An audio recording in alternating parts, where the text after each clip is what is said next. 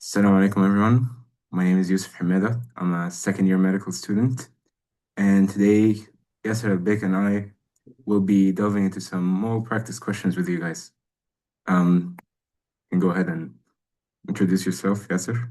Okay, so Assalamu alaikum. I'm Yaser Bek. I'm a third year medical student, and alongside Yousif, we're gonna be doing the MOL practice questions pal for you guys. Inshallah, it will be useful, and stay tuned until the end, where we're gonna be having a special segment. And sometimes you might see us rushing through slides, but during the recording, we just want to point to you guys out what are the most high yield concepts that most likely will be coming in your exam. And as well, you guys have the slides, so you guys are free to go through the entire slides for your own information. Yeah. Okay. So we try to be as comprehensive as possible and as high yield as possible. I know it seems like a lot, but together, inshallah, we'll walk you through this. And afterwards, we have a SAC segment, inshallah. All right. Now for the easiest lecture in MOL 1, which is water and polarity. All right. Does anyone want to answer? Yeah, it's B. They contain polar groups. By the way, you're gonna notice that I highlighted like the keywords for every question because a lot of the times inside the exam, like the questions, they're like 95% just yapping, and only 5% of the actual question is what you need. So throughout this entire session, I've been highlighting the keywords for you guys. All right. So the explanation for this is that we have three types of molecules. We have number one, hydrophilic molecules, and they have more polar groups, as you can see, and they form hydrogen bonds. An example for that is basically sodium chloride and urea. And these are soluble in water because they form hydrogen bonds. As for hydrophobic, they don't form hydrogen bonds because, well, they don't really have polar groups and they have non-polar groups, as you can see. It's all CH, CH, CH, which is triacylglycerols. And number three, we have amphipathic or amphiphilic. These are both hydrophilic and hydrophobic. Like they have two segments that basically exhibit both. And an example of that is phospholipids. And yeah, that's about it. Um, One thing you should note is that water can form four hydrogen bonds. I don't know why I kept seeing this a lot in like past, but okay. That's about it. That's pretty much all you need for this lecture, inshallah. All right, on to MOL2, nucleic acid structure. By the way, in my notes, like in my lectures, I put like notes, and these can guide you around and like show you just like general advice if you need. All right. Does anyone want to answer this? Yes. No, no, I'm sorry. It's I am so sorry. It should have been different. But yeah, this is a pyrimidine nucleoside. How'd you know? Can you tell me? Yeah. One ring and no phosphate. You're not expected to know like the actual structure, but just like know if it's a purine or a pyrimidine and know if it's a nucleotide or a nucleoside. So if you see two rings, it's a purine. And if you see one ring, it's a pyrimidine. And if you see at least one phosphate, it doesn't have to be three. At least one phosphate, it's a nucleotide. And if you see no phosphate, it's a nucleoside. So what's the thing on the left?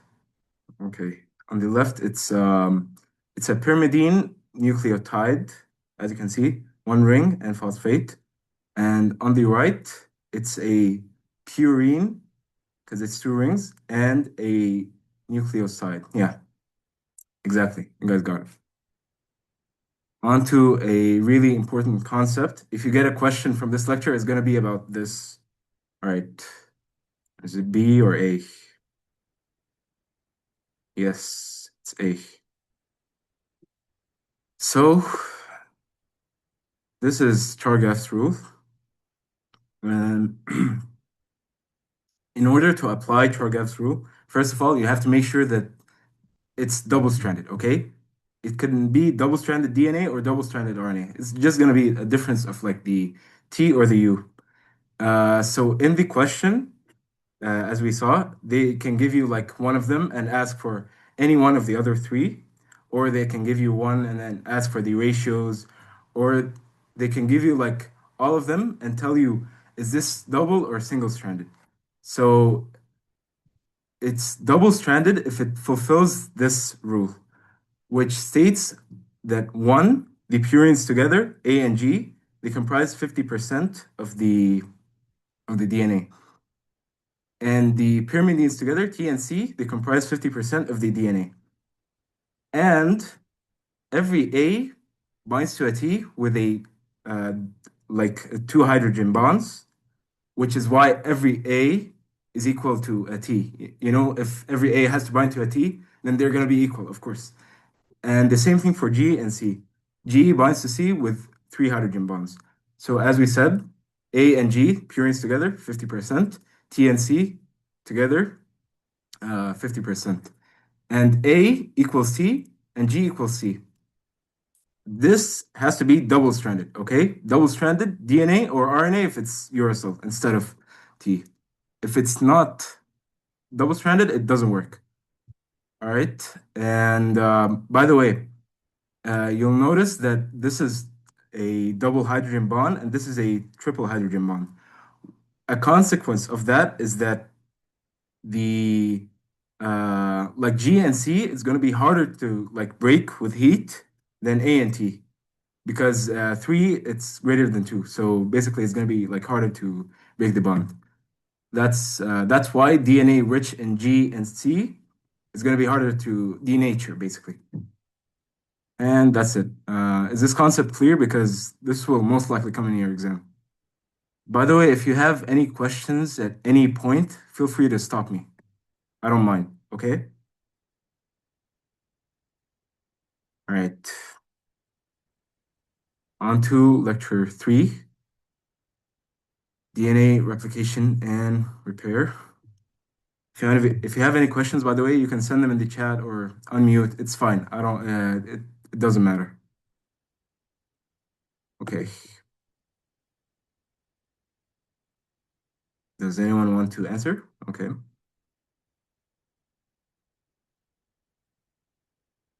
Yes, this is C. What about A and what about E? Can you guys tell me? What's A and what's E? Yes. And cancer is E. Right. Base excision repair. In the lecture, like three diseases were mentioned, and basically they had like very specific, yeah, they had very specific like terminology or like phrasing. And basic excision repair, it wasn't one of them.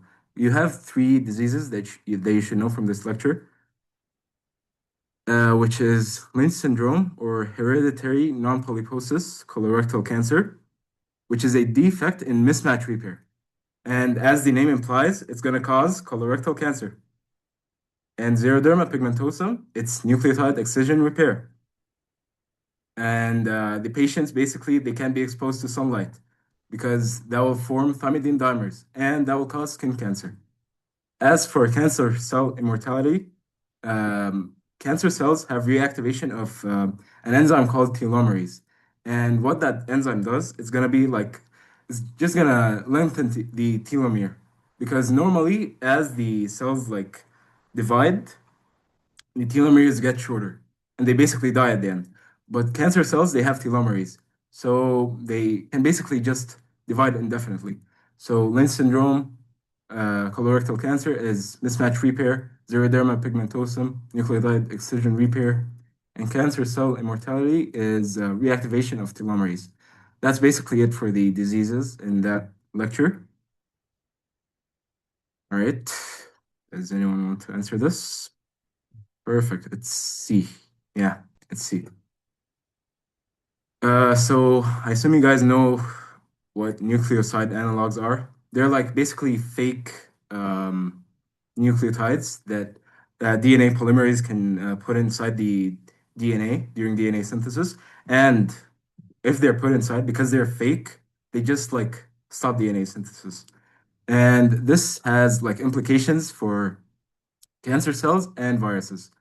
For example, diadenosine and zidovudine are for HIV, and adenine arabinoside is for herpes, and cytosine arabinoside is for cancer. I tried to like make a mnemonic for you guys, but it didn't really work out. This is the best I could come up with, صراحة. I don't think you should like worry yourself too much about, oh, this is what's different between this and what's difference between diadenosine and deoxyadenosine. Just like no, diadenosine and zidovudine are for HIV, adenine arabinoside, herpes, and yeah, cytosine arabinoside is for cancer. C and C. Yeah, it's just like simple, inshallah.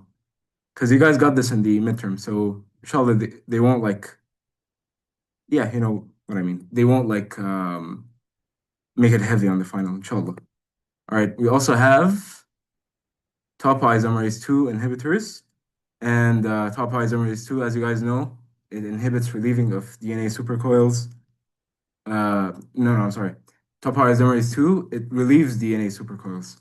So topoisomerase 2 inhibitors, they inhibit this, so DNA synthesis will not occur. This can either happen in bacteria or in like humans. If it's in bacteria, obviously it's going to be an antibiotic, and it's the fluoroquinolones.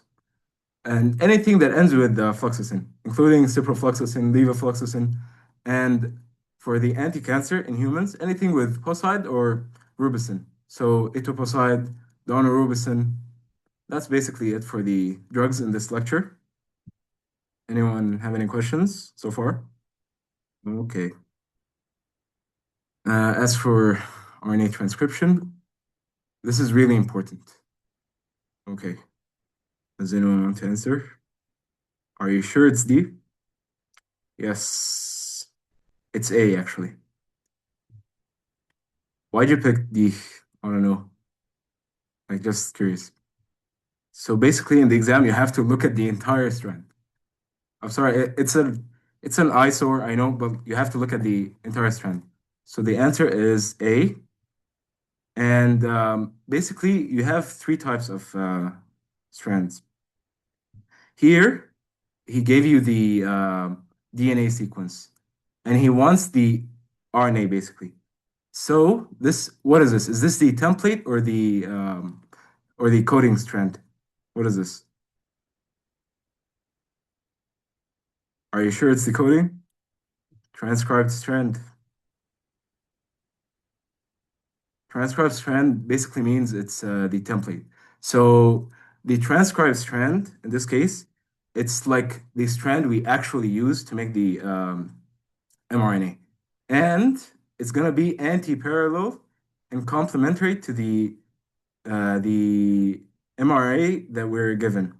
So basically, as you can see, UAU, um, as you can see, UAU and CGG, it's basically this, but reversed. تمام? So the template strand is the mRNA, but reversed. You have to like pay attention to the 5 prime, you have to pay attention to the 3 prime, and they can basically give you any one of the three and ask for like one of the other two. The coding strand is going to be exactly the same as the mRNA, but with the T instead of the U because it's DNA, it's not RNA. And it's not the one used. We use the template strand. So for the template strand, we're gonna take it, we're gonna flip it around, and then we're gonna find the complementary bases basically. Or you can find the complementary bases and then flip it around, but just like focus on 5 prime to 3 prime. This is really important. The doctor really stressed on this, and a lot of people got it wrong last year. And So basically, what was here, this is the transcribe strand, the strand that we're using. So this is the template. So we're gonna take it, we're gonna flip it around, okay? So it's gonna be like A T A G C C G G, and then we're just gonna substitute or like find the complementary bases. So U A U C G G and so on until you reach the 3 prime. And in the exam, you have to like assume that it's 5 prime to 3 prime unless the doctor states otherwise. This is really important. I hope I was clear in explaining this. Is this okay with everyone? Or should I go over it again?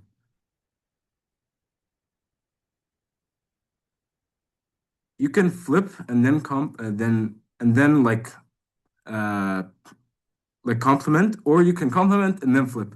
But just know what strand you're dealing with. If you're dealing with a template, flip and then put the complementary. If you're dealing with the coding, don't flip.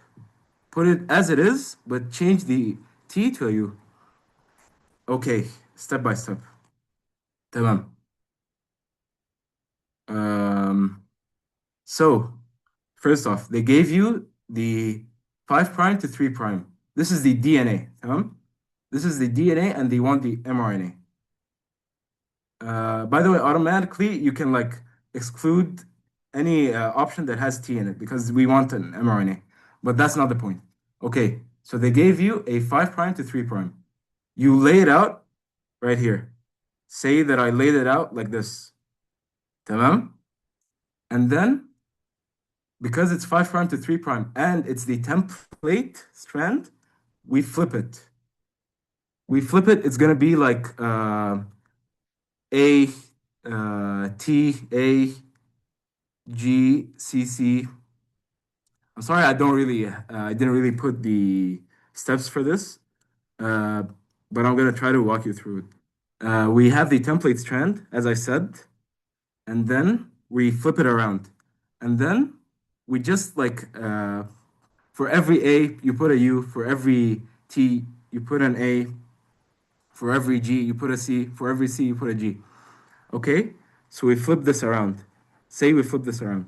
It's gonna be like uh, U A U C G G A U U and then G C G.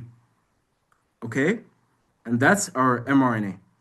We flipped it and then we put the the bases. Okay, because this is the template.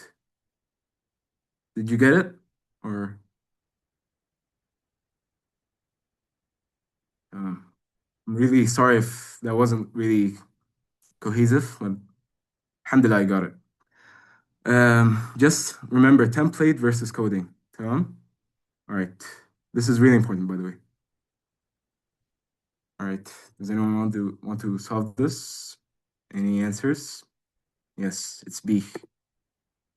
So alpha amanitin mushrooms immediately mRNA because what is being inhibited? Do you guys know? And this, like what enzyme? Yes, RNA polymerase. Which one though? Yes, RNA polymerase 2. This is really important. They can ask you about like any one of these three. They can give you like what causes this? Mushrooms with alpha amanitin. What enzyme is inhibited? RNA polymerase 2. What like synthesis is stopped? mRNA synthesis. This is basically just active recall. And it pops up a lot in the questions. I don't know why, but it's easy, so alhamdulillah. Is this clear? Could be any one of the three. RNA polymerase 2, mRNA synthesis, mushrooms, alpha amanitin. Okay. Does anyone want to answer this? Yeah. Yes. Yes, this is lupus. Antibodies against SNRPs. Immediately, lupus. So the small nuclear riboproteins or the SNRPs, they're actually used in mRNA splicing. That could also be asked. And in lupus, it's an autoimmune condition that's against these SNRPs. Splicing defect is, yeah, thalassemia. The exomes are messed up, basically. And what is sickle cell anemia? Do you guys know? Yeah, it's a mutation. Changes in amino acid to another. Okay, but as I was saying, in SLE, the SNRPs, um, we basically make autoantibodies against them in our bodies. So basically, the body starts attacking itself. And one of the most classic presentations is the butterfly or malar rash, as you guys can see right here. And that's about it for mRNA splicing defect. Um, no, not really. It's like antibodies against the SNRPs, which are involved in the splicing, but not really. It's not like a defect with the splicing itself, you know? All right. Are we clear so far? All right. This is this is one of yeah. Anyone raise your hand? Uh, how much will be SAQs? How many SAQs will they ask in total? The SAQs in the exam? Yeah, Honestly, I'm not really sure. But like last time, I think we got like two cases and the lab segment. So you got like 15 questions maybe. 15 questions in SAQs. No, no, SAQs. Yeah, SAQs. Yeah. Are you talking about MCQs or SAQs? I'm talking about SAQs. Mm-mm. It's around like 15 to 20 questions basically. Okay, thank you. You're welcome. All right. As I was saying, regulation of gene expression. This lecture gets one of the worst reps in MOL 1, but honestly, I think it's undeserved, and I'll tell you why in a second. All right. Does anyone want to answer? It's 11 lectures, yeah. I don't really remember if they got like SAQs from every lecture or if they only picked like a couple. That's for us. Um, I don't think they did that. I think they picked like maybe four or five. Okay, what is the answer?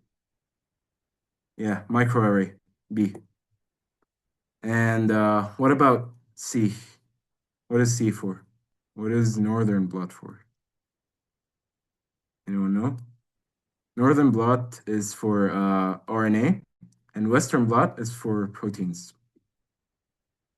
Um, this is a table that basically summarizes this entire thing. This is really high yield and it's really easy. So I'll walk you through it to make you memorize it easier. So in a quantitative PCR, we're quantifying basically how much of a specific mRNA there is. So qPCR, a specific mRNA. And in RNA sequencing, we're looking at the entire transcriptome. And that's about it, basically. And for microarray analysis, we're measuring thousands of genes simultaneously, as we saw in the question, in two types of tumor cells, like together, simultaneously. That's the keyword, simultaneously, basically, for microarray. And for northern blot, how I used to remember it last year, northern RNA, R, R, basically. And western protein, basically. That's how I used to remember it. Northern RNA, Western protein. And finally, we have in situ hybridization. In situ basically means fixed or in its place. You're going to hear this phrase a lot. means like fixed or something. And it's fixed in tissues or cells. That's about it, basically. In situ hybridization. So qPCR, specific mRNA, RNA sequencing, entire transcriptome, microarray, genes simultaneously, northern RNA, western protein, in situ, fixed tissues or cells. Are we good so far? All right. Any answers, or are you guys sure it's A? All right, so the answer is C. We're looking for repression. Okay, we have like 5 modifications that you should be aware of. We first of all, histone acetylation. It's activation. Nucleotide demethylation. It doesn't even happen in guanine, so you can cross both of these out. Histone methylation. This is a really important distinction. That histone methylation does not equal nucleotide methylation. I'll get to that in a moment. And ubiquitination, it's also context dependent. Okay, so first off, as we said, DNA methylation is not histone methylation. Okay, guys, this is really important. DNA methylation, it occurs to cytosine, and it's always repressive. So we have a cytosine that's active. If we want to inactivate it, we basically methylate it. We add a methyl group. That's it. This is repressive for gene expression. And if we want to uh, activate it again, we remove the methylation. We demethylate it basically. Okay. And for histone methylation, it's for the lysine and arginine inside the histones. So we're not looking at the nucleotides. We're looking at the histones. And this is context dependent. So as opposed to DNA methylation, which is repressive, histone methylation, it's either like activating or deactivating. We also have histone acetylation activation, okay? AA. Phosphorylation is context dependent, just like how enzymes can be activated or deactivated by phosphorylation. Ubiquination is also context dependent. But the main takeaway is that his DNA methylation is not histone methylation. DNA methylation, repressive. Histone methylation, it's repressive or activating. Histone acetylation, it's activation, phosphorylation context dependent, ubiquination context dependent. This is a really important distinction. Are we good with this? You guys understand? This is really important. Okay. Final question. Exactly. It's C. So I came up with the mnemonic for you guys, and this is another table. So RNA interference is basically when siRNA or microRNA, they come in and basically block the RNA. So we have siRNA and microRNA. So the way I remembered this, siRNA, it's processed by a single thing, which is dicer in the cytoplasm, and it targets a single thing, so a single mRNA. And because it targets one thing, it's going to be fully complementary to that one thing, because it's going to be specific to it, basically. But the only place you can get like confused is that siRNA, it's double-stranded RNA, while miRNA, it's processed by multiple things, Russia in the nucleus, dicer in the cytoplasm, and it targets multiple things, so multiple mRNAs. And because it targets many things, it's going to be like partially complementary to all of these things. And it's going to be a single-stranded RNA.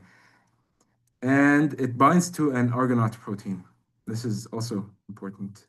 Did the mnemonic make sense for you guys? That single, it's processed by a single thing, binds to a single thing, and it's important and it's complementary to one thing, but it's double-stranded. Micro or multiple, it's processed by multiple things, Rosh and the nucleus, dicer cytoplasm, targets multiple mRNAs. And because it targets multiple mRNAs, it's going to be not specific. It's going to be partially complementary to all of these. And it's going to be a single-stranded RNA. Are we good? Okay. So my advice for you guys for regulation of gene expression, um, just go over the questions at the end of the slides like in the doctor slides, if you get really familiar with that type of question and know the doctor can switch around this for something else, uh, you can ask about this instead of this. Inshallah, you'll be good for this lecture. It's not too difficult, inshallah. Go over the questions in the slides. Okay. Now we have protein sorting and trafficking. Uh, anyone want to answer? Are you sure it's C? It's D, actually. It's not C. Because here we're asking about um, what binds to the protein and drags it to the endoplasmic reticulum. We're not asking what cleaves the signal sequence, okay? If we're asking about the signal sequence cleaving, it's going to be the signal peptidase. But if we're asking about what moves it to the endoplasmic reticulum, like in the first place, it's going to be the SRP or the signal recognition particle. Okay, as we uh, as we can see, so basically the mRNA is going to be translated, and then when a single like signal sequence it's revealed, the SRP or the signal recognition particle comes in and basically drags the ribosome to the endoplasmic reticulum. And then translation will continue, and then the protein will enter, and then these signal peptidase is going to cleave the signal sequence. تمام? So it's important that you make the distinction between the uh, SRP and the signal peptidase. This is what I said in word form basically. The SRP, it binds to the protein and it drags it to the ER, while the signal peptidase, it cleaves the signal sequence after the protein enters. It's really important that you make this distinction. Okay, are we good? The SRP, it drags it to the endoplasmic reticulum. The signal peptidase, after the protein is done, خلاص, it rips out the signal sequence. All right. I hope this wasn't confusing. SRP, it binds to the signal sequence. Signal peptidase, it cleaves the signal sequence. Okay, you guys want to answer? Exactly, it's A, because it's eye cell disease. So normally, um, when an lysosomal enzyme, it's destined to go to the lysosome, of course. So it must be tagged with the mannose-6-phosphate inside the Golgi apparatus.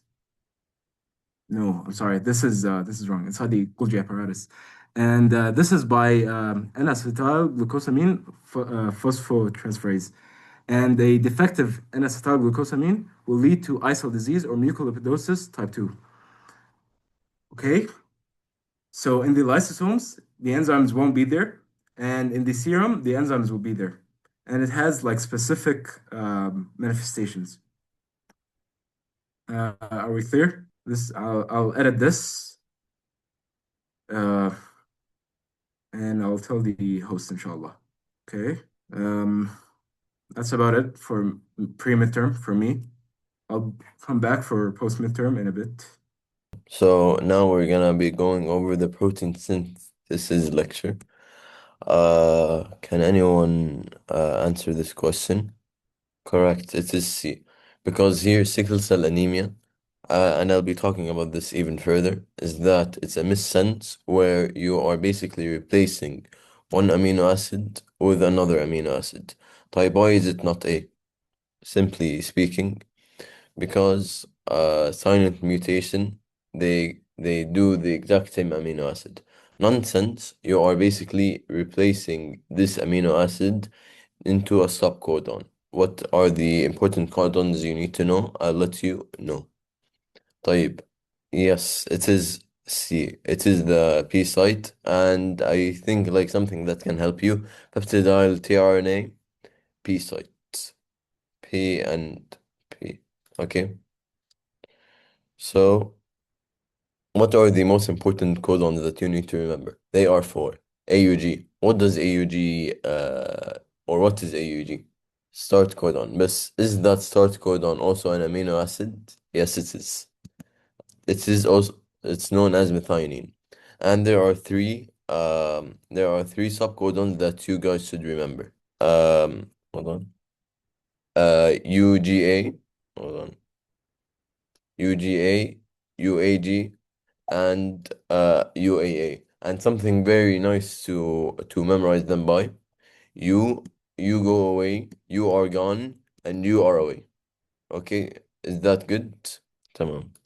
Okay, so now let us go on to the mutations. Now, according to the slides, there were these four. First, we have the point mutations, and there are three types. You have the missense, which is basically replacing the original one with another one.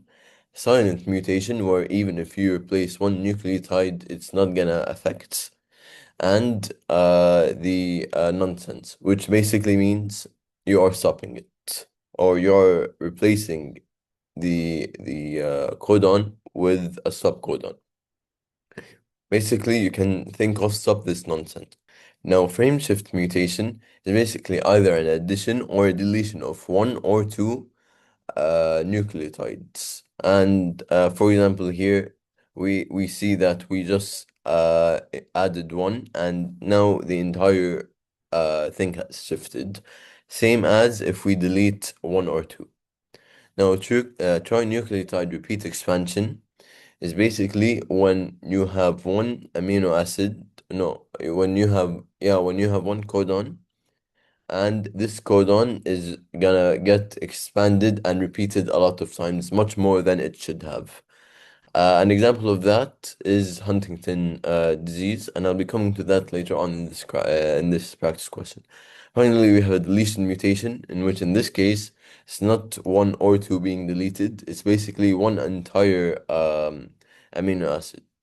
And a very important disease is cystic fibrosis, and we're going to be coming to that later on as well. And as well, something to say is that this entire or my entire part, I have added a lot of information that will help you guys along your studies.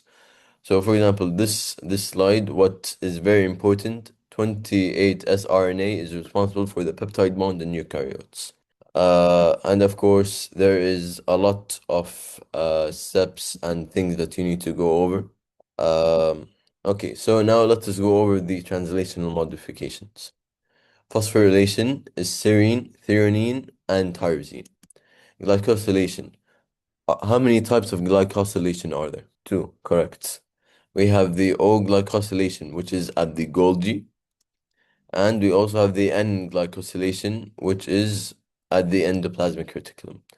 Now, also, you can know which they are by like doing O and or like here you have serine, threonine, and hydroxylysine. And on the N-glycosylation, which is at the endoplasmic reticulum, you have asparagine. N, and in the endoplasmic reticulum. Good so far?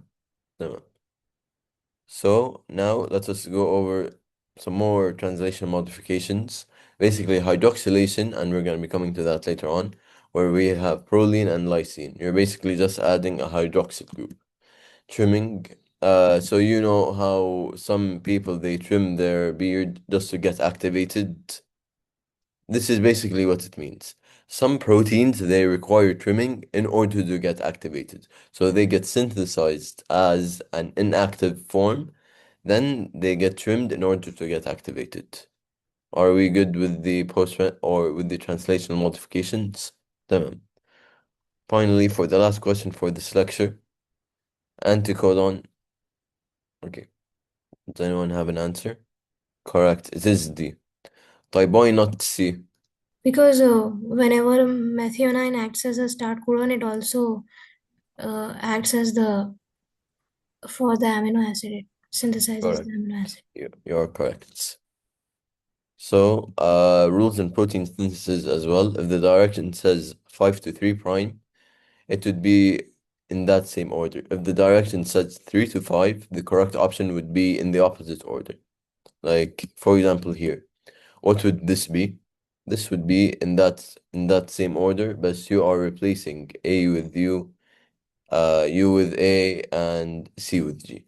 Type this one, is basically what we just said. This is GAU. This is 3 to 5, but we have to make it in 5 to 3.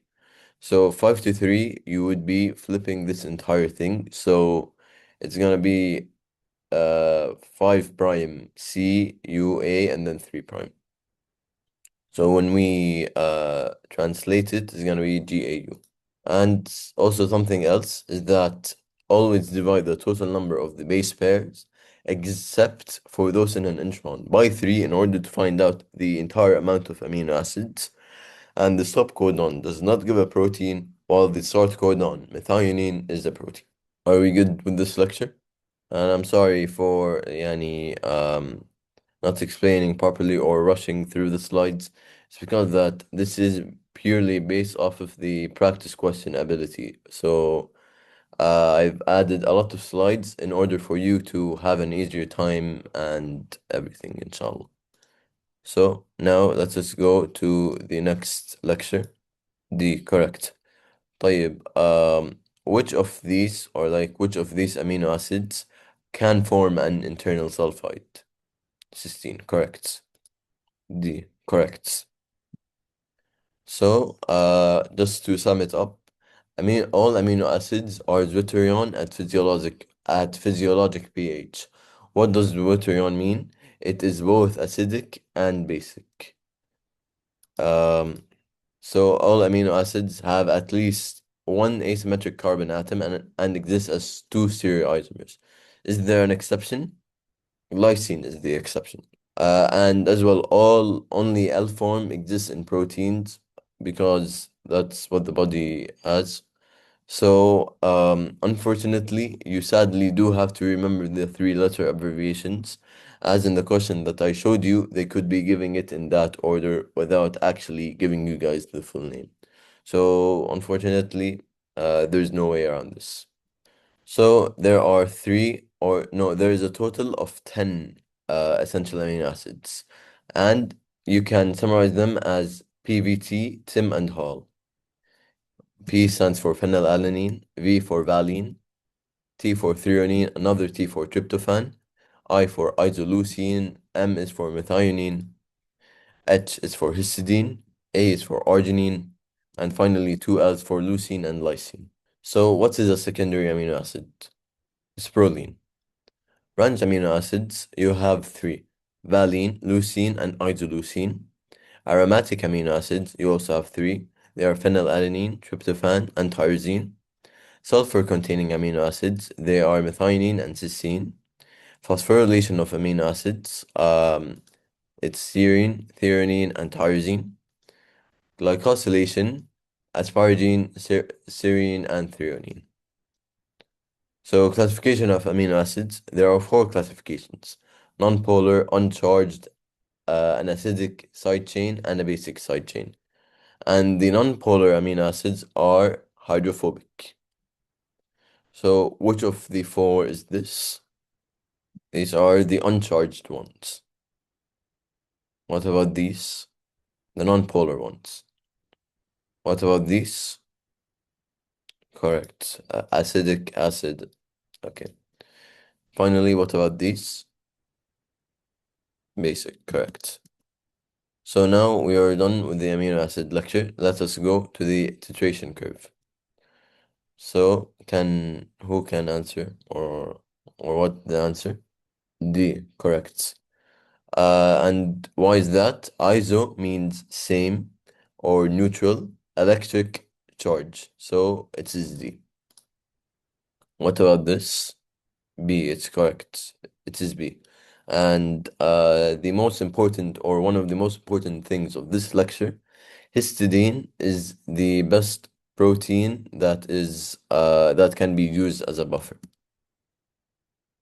Finally, what about this? Correct, it is A. And why is that? It's because this H2CO3 can be given to us as an H plus, which is making it acidic. Uh, and yeah, I think that's basically it. So once again, titration bites. two things from this slide. If pH decreases by 1, you have a 10 times more H plus concentration, and the opposite. If pH increases by 1, you have 10 times less. Okay, and the most important part of this slide is basically if pH is equal to pKa, this basically means that the weak acid with the conjugate base is equal to 1. So they're both the same. Okay, so the closer the pKa of the buffer is to the pH of the environment, the better it will act as a buffer. And I want you guys to answer it as an example. If the pH is 4.2, what is the best buffer out of these? 3.9, correct, since it is the closest. So once again, there are there are two systems, two intracellular systems and one extracellular system. Now, most commonly question asked would be a histidine, or what is the best amino acid that is used as an intracellular system. Histidine would be the immediate answer. Finally, I think that you guys have been suffering a lot with this, but hypoventilation basically means you are not breathing as much. So, since you're not breathing that much, your CO2 will be increasing. Because of that, you are going to be having an increase in the H2CO3. And because of this increase, you are also going to be having an increase in the H plus concentration. So hypoventilation leads to respiratory acidosis, while on the other hand, hyperventilation, when you're breathing too much, you have less CO2, meaning you have less H2CO3. Finally, you will be having less H plus. Respiratory alkalosis. Is this clear? Tamam. So let us go now to the protein structure. Okay, so the answer is A. Yes, correct. It is A.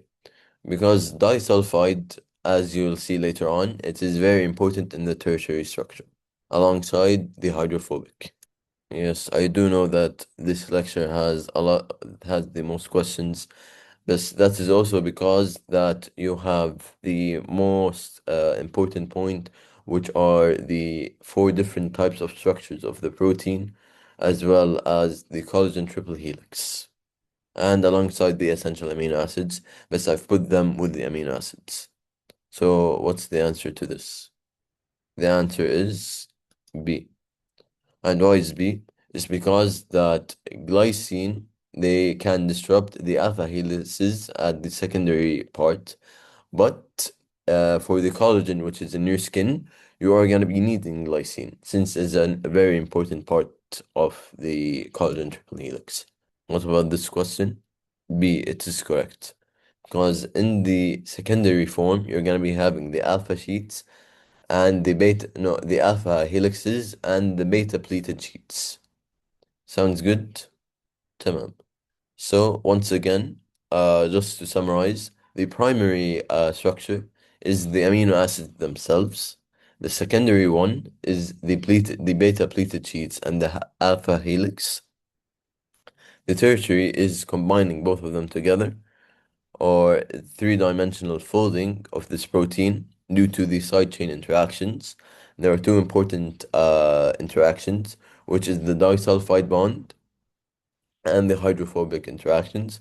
And finally, the quaternary protein structure is basically more than one amino acid chain. And there are two important ones, which are hemoglobin and the collagen triple helix. And this is basically all of it in words. And something else for the secondary structure, you also have super secondary structures called motifs, which is basically a combination of the alpha helixes and beta sheets. And there are hydrogen bonds in between the peptide bonds. And once again, glycine disrupts. So once again, motifs are geometric patterns formed by combining secondary structural elements, and the domain is a combination of motifs. And this is the fundamental functional and 3D structural units of polypeptides. Tertiary structure is the folding of the domains and their arrangement within the polypeptide, and this actually determines the protein's shape and function. And there are four important interactions: the hydrophobic interactions, the disulfide bonds, the ionic bonds, and the hydrogen bonds. Finally, the quaternary structure is where the way in which the different polypeptide chains come together and they form the final protein structure. Now, I mentioned two examples. Can anyone remind me of what they were? Hemoglobin and the collagen triple helix. Correct. So, when it comes to things like these, and I really thank Dr. Hana a lot for putting very helpful things. But the most important thing that you should know is the collagen triple helix is high in glycine, proline, and hydroxy proline, while in the alpha helix at the secondary structure, glycine and proline are not favorable. Good so far? Tamam. So, can anyone answer this question? A, it is correct. What about this question? The answer here is A. Now, why is A, or what made me think of A? Rapidly progressive dementia after performing an autopsy. Usually, people when this happens, or the normal prion proteins are misfolded, they aren't very slow. No, they are actually very rapid, and unfortunately, most of them die within 1 year. تمام. What about this? D, you're correct. And why not any of the others? Is because the most important part of Parkinson's is the alpha synuclein formation. So if you inhibit this, you are inshallah gonna be having a very effective drug that inhibits this formation. Okay, so the takeaway from this slide, the heat shock proteins, example the HSP70, they are expressed under normal and stress conditions such as in heat, and they increase under stress. And whatever happens, they try and prevent the aggregation, and they promote the correct folding of the misfolded proteins. Now, if a question comes and saying if there is a denaturation, which one would not be affected? The peptide bonds. So keep that in the back of your mind. Some also things. The TM is equal 50%. That is where 50% is unfolded. Thermophilic enzymes have high TM, and ubiquitin tags the abnormal shaped proteins, and the protease eats them. So now coming to the diseases, the very important diseases. Now, what we talked about cystic fibrosis, it's the misfolded CFTR. What you should be knowing, effective chloride channel protein, thick mucus accumulation, and you would see it as this. Now, pictures are not important, but added for the sake of completion. Sickle cell disease, we're coming back to it again. It's a point mutation in the beta globin. Glutamate, hydrophilic, to valine, a hydrophobic at position 6. And then you have aggregation of HbS molecules under low oxygen. Huntington, as I've mentioned, it's a polyglutamate repeat expansion in the Huntington gene, and it damages neurons. So with an abnormal gene, there will be cytoplasmic inclusions, and there will be a toxic protein aggregation. Now, if a question was going to be asking the protein aggregation, what is it caused by? It would be due to hydrophobic interactions. Tamam? Does that sound good? Tamam. Now coming to the amyloid diseases, you first have Alzheimer, which is an abnormal proteolytic cleavage by secretase enzyme. What I want you to know here, there will be amyloid beta fragments that aggregate into the amyloid plaques, and they are insoluble. And there will be hyperphosphorylated tau protein and neurofibrillary tangles. And eventually there will be neuronal death and progressive dementia. And what I told you, comparing Alzheimer to prion diseases, is that Alzheimer causes progressive, while prion diseases are very rapid. So now Parkinson's disease is misfolding and the aggregation of the alpha-synuclein protein. It aggregates to form Lewy bodies inside neurons, so it results in motor symptoms. Finally, you have cardiac amyloidosis, where it's going to be a misfolding of transthyretin, and tetramers will be dissociating into monomers, and these fibrils will be deposits and they will be accumulating in the heart. So, heart cardiac amyloidosis. Okay. Finally, the prion diseases. It's the misfolding of the normal prion proteins, and it's a self-propagating cycle. What does it mean? It basically means that the abnormal prions are gonna be allowing the normal prions to also be misfolded. So it's gonna keep on going and keep on going until it is causing a spongiform brain degeneration and rapidly progressive dementia. Spongiform basically means it looks like a sponge, SpongeBob SquarePants. And what's an important case scenario? Imagine someone is dealing with a brain tissue or brain something and he accidentally cuts himself. Over there, you would immediately think it's a prion disease. And here are the examples. I don't really think you need to know all of them in details, but in the end, they are all prion disease. Are we good? Tamam. So now let's go to the carbohydrates, GAGs, and glycoproteins. Okay, so the answer here is B. And why B? Is because at B you have this, and then finally, since this is an L enantiomer, there is one OH that is on the left side. Tamam? Which of the following is not a reducing sugar? The answer here is C, sucrose. What about this question? The answer here is hyaluronic acid. Finally, this question. Okay, so it's either between A and B. A lot of people come to this conclusion. Your conclusion is correct, but which one of these? It all depends on the cornea. If the cornea is clear, which in this case it would be hunters. Think of it as hunters, they require their eyes to hunt. So hunters, their cornea is clear. So stereoisomers, they have the same chemical formula, but they differ in the 3D organization in space. For example, such as glucose and galactose. All sugars except sucrose are reducing sugars and they react with the Benedict reagent. Glucose non-enzymatically reacts with the hemoglobin and this forms HbA1c. This would be in diabetics. And if this is increased, you're going to be having an increased advanced glycation end products. And oligosaccharides, they contain 2 to 10 simple sugars, and there will be a glycosidic bond in between these simple sugars. Polysaccharides, they contain more than 10 simple sugars, and the main storage form is plant starches. So you have amylose, which is linear.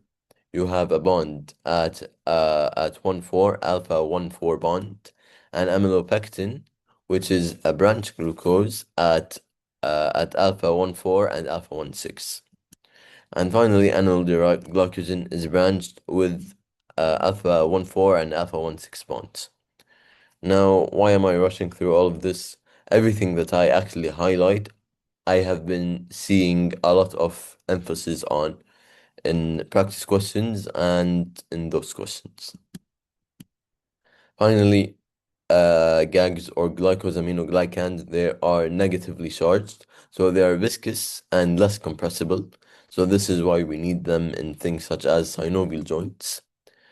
And they are heteropolysaccharides, they are long unbranched repeating disaccharides, and they consist of N-acetyl galactosamine or N-glucosamine and glucuronate or iduronate. All GAGs are proteoglycans with the exception of hyaluronic acid, and Dr. AJR has emphasized this a lot. So you can most likely expect this as maybe um, as an MCQ in the final exam if it did not come in the midterm.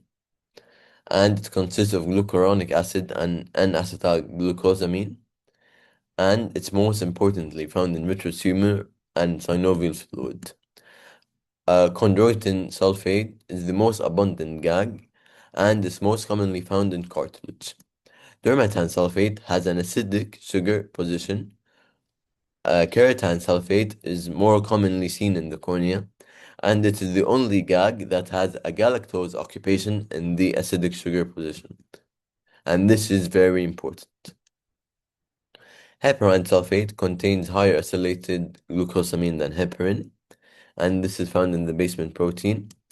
And heparin is an anticoagulant. You're going to be taking this in third year. That's what you need to know. It is a component of mast cells. Finally, proteoglycans are GAGs that are attached to a protein, protein glycans. And it has a bridge that goes like this. Finally, the most important part of this lecture is the MPS, where they are defects in the lysosomal enzyme, specifically the hydrolases, and the degradation of dermatan sulfate and heparan sulfate are affected. And you have two most important ones, Hurler syndrome, which has corneal involvement, Hunter syndrome, which has no corneal involvement. Whatever you do, if you see a question like this and you see a corneal involvement, please, please, please pick Hurler. I am begging you guys to pick Hurler. I can't stress a lot on this. So as well, this table, but what is important? Hurler, corneal clouding, uh, Hurler and corneal clouding, Hunter, no corneal clouding. Okay, so what you need to do for SAQs, practice, practice, practice. It can be from the TBL clinical scenarios, specifically those that are very relevant to the topic, and um, and those type of questions, you know which questions I'm talking about. And this is how we practice for SAQs. And SAQs, some SAQs, they could be like one question, but it has multiple parts. And some questions are just straightforward. Okay, so now let us start off with the longest segment of the entire MOL, the metabolism lectures. So, first question, the answer is D. Correct, it is D. Anabolic, you are synthesizing macromolecules and you need ATP. While on the other hand, catabolic, you're breaking down macromolecules in order to generate ATP. An example of catabolic reaction is glycolysis. What about this question? B, correct. What about this question? Correct. Okay, what about this one? The answer is D. Why? Oh, hold on, D or E? No, it's D. Why is it D? It's because here, at this point, you are gonna actually go into this pathway. So it starts from all the way here. It does not start from here, it starts from here. So the answer is D. Good job. So the differences, anabolic, it's synthetic, which basically means you are making big molecules. So you're starting with small and ending up with large. Catabolic, you're breaking down, you're starting with large and you're ending up with small. Anabolic requires ATP, while catabolic produces ATP. So at steady state situations, synthesis and degradation are always balanced. Oxygen is consumed while carbon dioxide is produced during fuel oxidation. Metabolism is compartmentalized. So basically meaning that glycolysis acts or is done in the cytoplasm, and other things can occur in the mitochondria. So it's not everything in one area, it's in two different compartments. And red blood cells can only use glucose, and although more emphasis will be on this in MOL 2, but the most important thing that you need to know from this one, RBCs only use glucose. So metabolism or a pathway is a series of reaction where the product of one reaction become the substrate of the next reaction. So from A to B, from B to C, from C to D. This entire thing from A to D is called a pathway. Some reactions are reversible, while others are irreversible. Those who are irreversible, as you'll be seeing in the coming slides, they are usually the rate limiting and they're mostly regulated or the highest regulated steps. Driving factors for the regulation are the energy needs, nutrient needs, or the hormonal control. So what is the most important part of how can we adjust the regulation of a certain pathway? It's either adjusting the amount, which is a long-term regulation, while there is a regulation by phosphorylation or allosteric regulation. Protein kinases and protein phosphatases. Phosphatases, you are dephosphorylating. Kinases, you are phosphorylating. And allosteric, they bind the enzyme or something else at a site other than the active site. And it is an example of a feedback or feed-forward regulation, where feedback is something later on impacts something early on, or feed forward where something early on impacts and increases things that comes later on. Feedback is inhibitory while feed forward is activation. And inhibition is basically because some cells or all cells, they have a certain limit to how much a certain thing can have. So it just stops it from accumulating. And high ATP, and I mean high ATP is the most important feedback inhibitor in catabolism. Are we good with this point? Tamam. So once again, the rate limiting step is the slow step, the committed step, in which it just goes on through that one and it cannot change into another reaction or into another pathway. It is the highest, it is highly regulated, and it usually occurs early on in the entire pathway. So are we good with this lecture? So now going on to glycolysis. And this lecture has the most questions that we have put in this PAL. So spoiler alert. The answer is it's not B. The answer is D. GLUT2, as you are going to be seeing later on, it's more common in the pancreas and in the pancreas. So it's not really insulin dependent. The only insulin dependent one is GLUT4, and highly emphasis on this. Now also, some questions could be very, very, very long, while others could be just short. So what is the answer? Correct. The answer is E. And why is it E?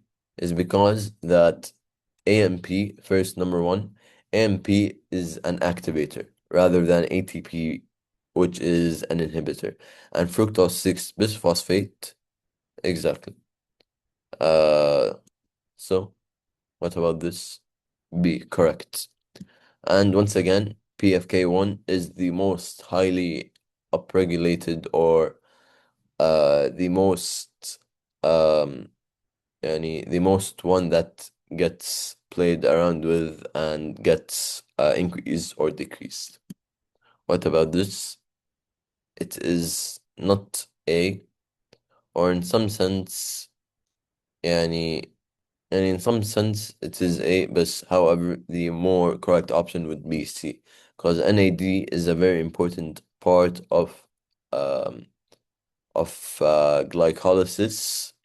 So if there is no NAD plus, there would be instead a shift from anaerobic to no, from aerobic to anaerobic. So if there's NAD plus, it would shift it back to aerobic.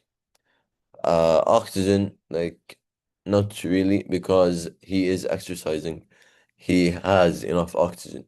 But, um, but if it says an increase in anaerobic, just immediately think NAD plus is diminished.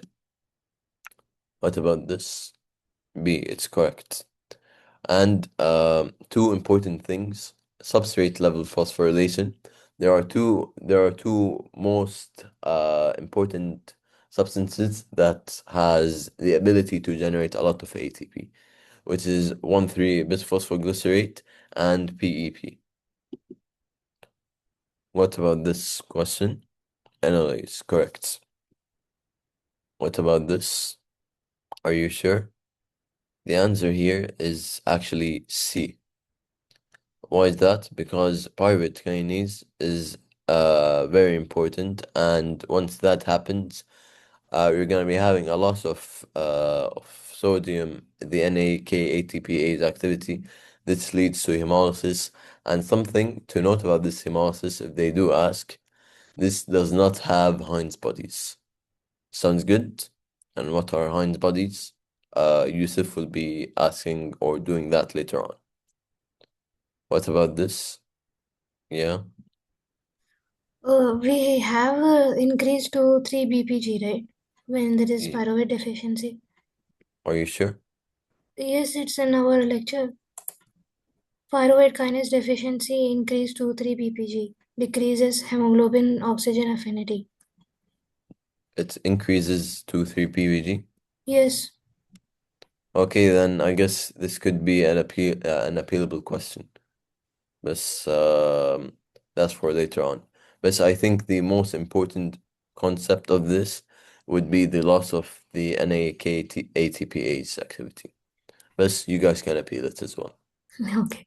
This question, D, correct. What about this?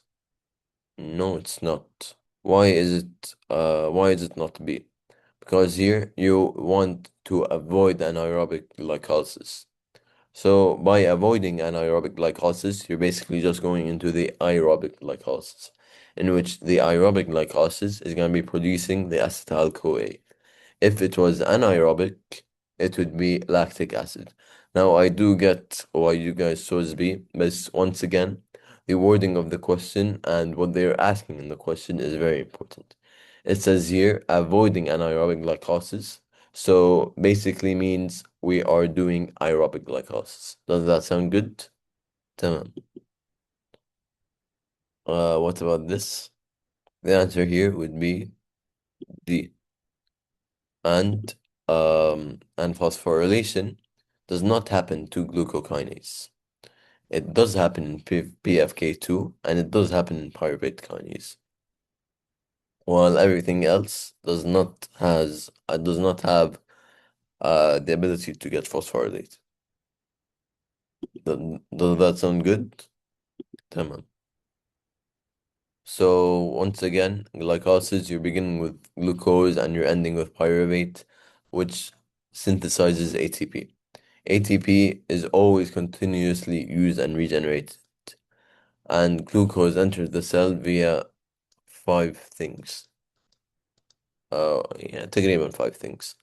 GLUT4, which is the insulin dependent, GLUT1 and 3, which is for red blood cells and neurons because they both need a lot of glucose and they only use glucose. So you constantly need to be having glucose to them. So there's GLUT1 and GLUT3. GLUT2 is bidirectional and it's in the pancreas. And SGLT is basically a sodium glucose co-transport and it's more in the intestine. This is just a table to summarize all of this. The most important thing, GLUT1, GLUT3, low Km, and you need this so that they can have always a constant uptake of glucose. GLUT2 in the pancreatic beta cells, and GLUT4 for muscle, adipose, and heart, and they are insulin dependent.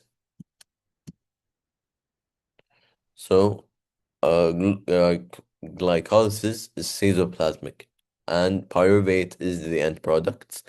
And pyruvate is transported to the mitochondria where it becomes acetyl-CoA through aerobic, not anaerobic. And there are two main phases. You have the energy investment and you have the energy payoff. You're investing in something, for example, in stocks. You might lose some, but after some time, that will pay off. So, an investment payoff. And the total sum is 2 ATP and 2 NADH. So this is everyone loved this. Everyone, yeah, maybe everyone loves this. Maybe most of you guys hate it, but it's a very important concept. So the first one or the first reaction is hexokinase. From glucose, you're going to be having glucose 6 phosphate, and this traps glucose in the cells. It has low Km, high affinity, and low Vmax. It's feedback inhibited by G6P or glucose 6 phosphate as feedback inhibition. And there is also glucokinase, which is another form of a kinase, and it's found in the liver and pancreatic beta cells. It's active after meals when the glucose is high, and it's not feedback inhibited, and it's induced by insulin, and it has high Km, low affinity, and high Vmax. Second reaction is G6P to fructose 6 phosphate. You don't really need to know that much. Reaction 3, phosphofructokinase, and it's highly regulated. It's the committed step and it's the rate limiting. It's highly regulated by citrate and ATP, which are both inhibitory, and fructose 2,6-bisphosphate and AMP as an activation. And as well, insulin activates and glucagon inhibits. Reaction 6, glyceraldehyde 3-phosphate dehydrogenase. This is where you need the NAD+. So back to that question where it mentioned that you need NADP+ in order to replenish glycolysis. This is where NAD+ is needed. Okay, so reaction 7, you need to know that it's a substrate level phosphorylation where ATP is formed. And the high in ATP would be this one, which is 13-BPG or 23-BPG. Then you have reaction 9, enolase. You need to know that it is inhibited by fluoride and it ends up with PEP, which helps in producing ATP. Finally, you have pyruvate kinase, which has ATP formation, second substrate level phosphorylation. PEP to pyruvate inhibited by ATP, activated by fructose 1,6-bisphosphate. Pyruvate kinase deficiency leads to reduced ATP in RBCs, failure of the NAK ATPase, which leads to hemolysis. There is a chronic hemolytic anemia with no Heinz bodies. So yeah, it can be double keyed. So you're correct. It can be double keyed. So regulation by phosphorylation. Glucokinase is not regulated. Hexokinase is also not regulated. PFK1 is not. PFK2 is yes. It's inactive in phosphorylated and it's inactive in phosphorylated and it's active in dephosphorylated. And same with pyruvate kinase. When there is enough oxygen, there will be aerobic and NADP plus is regenerated by the mitochondrial shuttles. And if not enough oxygen, which is in anaerobic, you have pyruvate regenerates NAD plus by lactate dehydrogenase and production of lactate or ethanol. Okay, now we're going to the TCA cycle.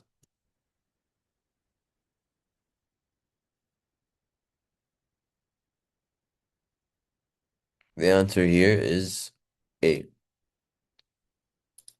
What about this? This is C. Amphi means both bolic. So amphi both. What about this? The answer is D. And I can't stress highly on this. It's very important. What about this? It's actually like other than alpha ketoglutarate because you need to have a lot of them. But for the purpose of the slides and later on, succinate dehydrogenases would be يعني affected as well. But you can also kind of appeal this question. It can be appealed. What about this? Also low-key, very appealable one, but the answer is A. What about this? The answer here is succinate dehydrogenase. And you're also going to be finding out in the ECC that succinate dehydrogenase is a complex 2. So all of these, now what I think that you guys should focus more on would be this one. No, this one, معلش. And the pyruvate dehydrogenase complex, which is this is the very most important concept, the 5 cofactors. What are the 5 cofactors? Or the abbreviation? Yes, the lovely coenzymes for nerds. And here we have a nerd with the coenzymes. We have thymine pyrophosphate, which is B1, lipoic acid, CoA, which is B5, FAD or riboflavin B2, and NAD plus, which is B3. This is an SAQ material, and they are required by 3 dehydrogenases. You can also expect this as an SAQ. Pyruvate dehydrogenase, alpha ketoglutarate dehydrogenase, and alpha keto acid dehydrogenase. Maybe if you guys did not take it, then you are very well enough with the above two.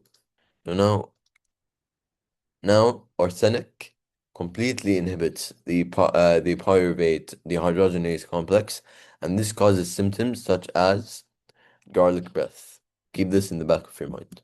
And once again, PDH is inhibited by increased levels of ATP, NADH, and acetyl-CoA, and is activated by ADP, NAD plus, and calcium, and active when dephosphorylated and inactive when phosphorylated. Isocitrate dehydrogenase is the rate limiting, is the first NADH producing reaction, and it requires NAD plus. Alpha keto glutarate dehydrogenase, rate limiting as well, NADH producing as well, and it also requires the 5 lovely coenzyme for nerds, alpha ketoglutarate into succinyl-CoA. Now, succinyl-CoA synthetase is the only substrate-level phosphorylation in the TCA, very important, generates GTP, succinyl-CoA into succinate. Now, finally, succinate dehydrogenase, only reaction taking place in inner mitochondrial membrane, complex 2 in the ECC, and requires FAD as a coenzyme, succinate into fumarates. TCA is amphibolic, anapleurtic reaction. It replenishes TCA intermediates, and the key enzyme is pyruvate carboxylase. Is this clear so far? تمام. And inshallah, like, even if no one is answering the chat, at least you guys are trying to answer it within yourselves. So the answer here is C. Because complex 2 is, as you'll find out, is really not a direct part of the electron transport chain. What about this? This is B, correct. What about this? This would be complex 4. What is another name for complex 4? Cytochrome C oxidase. Because through complex 4, oxygen will actually be there and the electron will be moved and will be the final electron acceptor, forming water. Very long one, but defect in complex 2. So, which one? E, correct. What about this? The answer here is A. You can think retin 1 Um, yeah, retin 1 from complex 1. So complex 1 is always there in retin 1. What about this? This is A. This A is basically telling you guys that cyanide binds to to complex 4, and as well carbon monoxide also binds to complex 4. What about this? The answer here is A. This is okay. And why is that? Uncoupling, you are still you are not gonna be allowing ATP to form at all. Uncoupling, you are since the ETC is also responsible for generating ATP, if you add an uncoupling agent, ATP will cease to exist. What about this? This is B. Okay, so ETC, they do redox reactions. It's a stepwise release of free energy, and it can be captured to pump protons and synthesize ATP. It requires electron carriers such as NAD or FAD. It's located in the inner mitochondrial membrane. It basically goes as NADH, goes to complex 1, then from complex 1 to coenzyme Q, then from coenzyme Q to complex 3, then finally cytochrome C from complex 3, cytochrome C, then makes it go to complex 4. And then finally, oxygen is the final electron acceptor, and this forms water. So coenzyme Q is the only non-protein component. Coenzyme Q and cytochrome C are not membrane bound. And coenzyme Q10, it can reduce muscle pain in patients taking sets. So in general, ETC is responsible for 90% of total ATP production.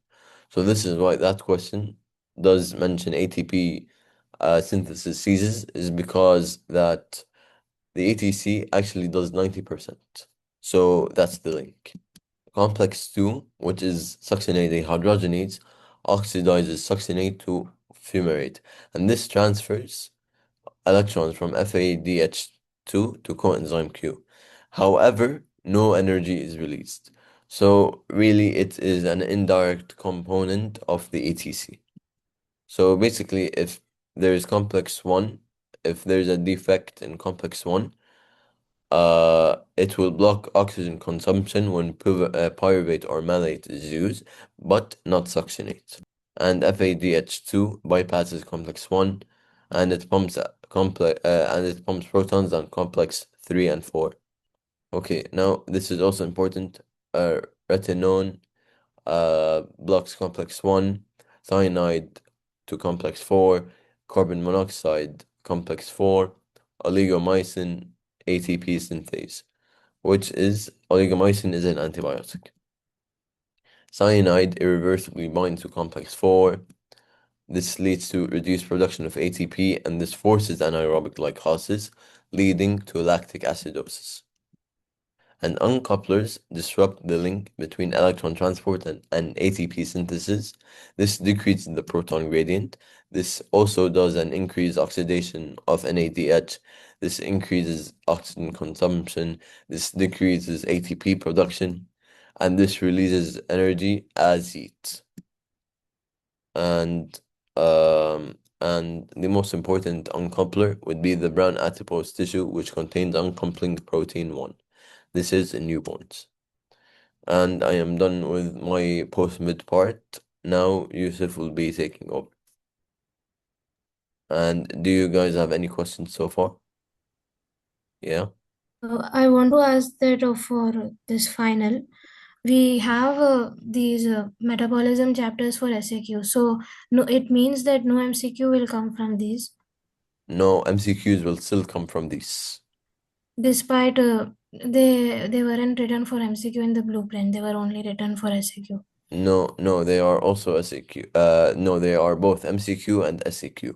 All lectures Okay. will eventually have MCQs, but only some are selected to have SAQs, which are the metabolism parts, which is from glycolysis all the way to the alternative of carbohydrates. So Okay. these 9 lectures, they will be having MCQs as well as SCQs. That's the only difference between these lectures and any other lecture. Got it? Yes, thank you. You're welcome. Okay, now we'll be doing some of my post-midterm lectures. The first of which is gluconeogenesis. Uh, this lecture and the next couple of lectures are really important, and I couldn't really include all the questions I wanted to, but I would highly advise you to practice like questions from them. Anyways, so we're gonna start right now. Hold on, let me get the chat. Okay, what's the answer? Answer is A, blood glucose. Because red blood cells, they can only ever use glucose. Why is that? Because they don't have mitochondria. So basically, they can't really do anything but glucose. As for the brain, it also requires a lot of glucose, but it can use like ketone bodies and not fatty acids. Fatty acids are they can't cross the blood-brain barrier. So basically, the takeaway is red blood cells and the brain require a continuous supply of glucose, as well as some other tissues like kidney, medulla, lens, etc. Next, right. This is important. Can you guys answer?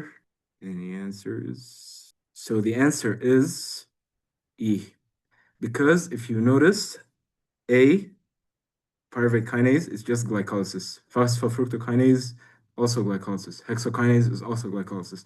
Glucose 6 phosphatase, uh, it's um, it's gluconeogenesis. Okay.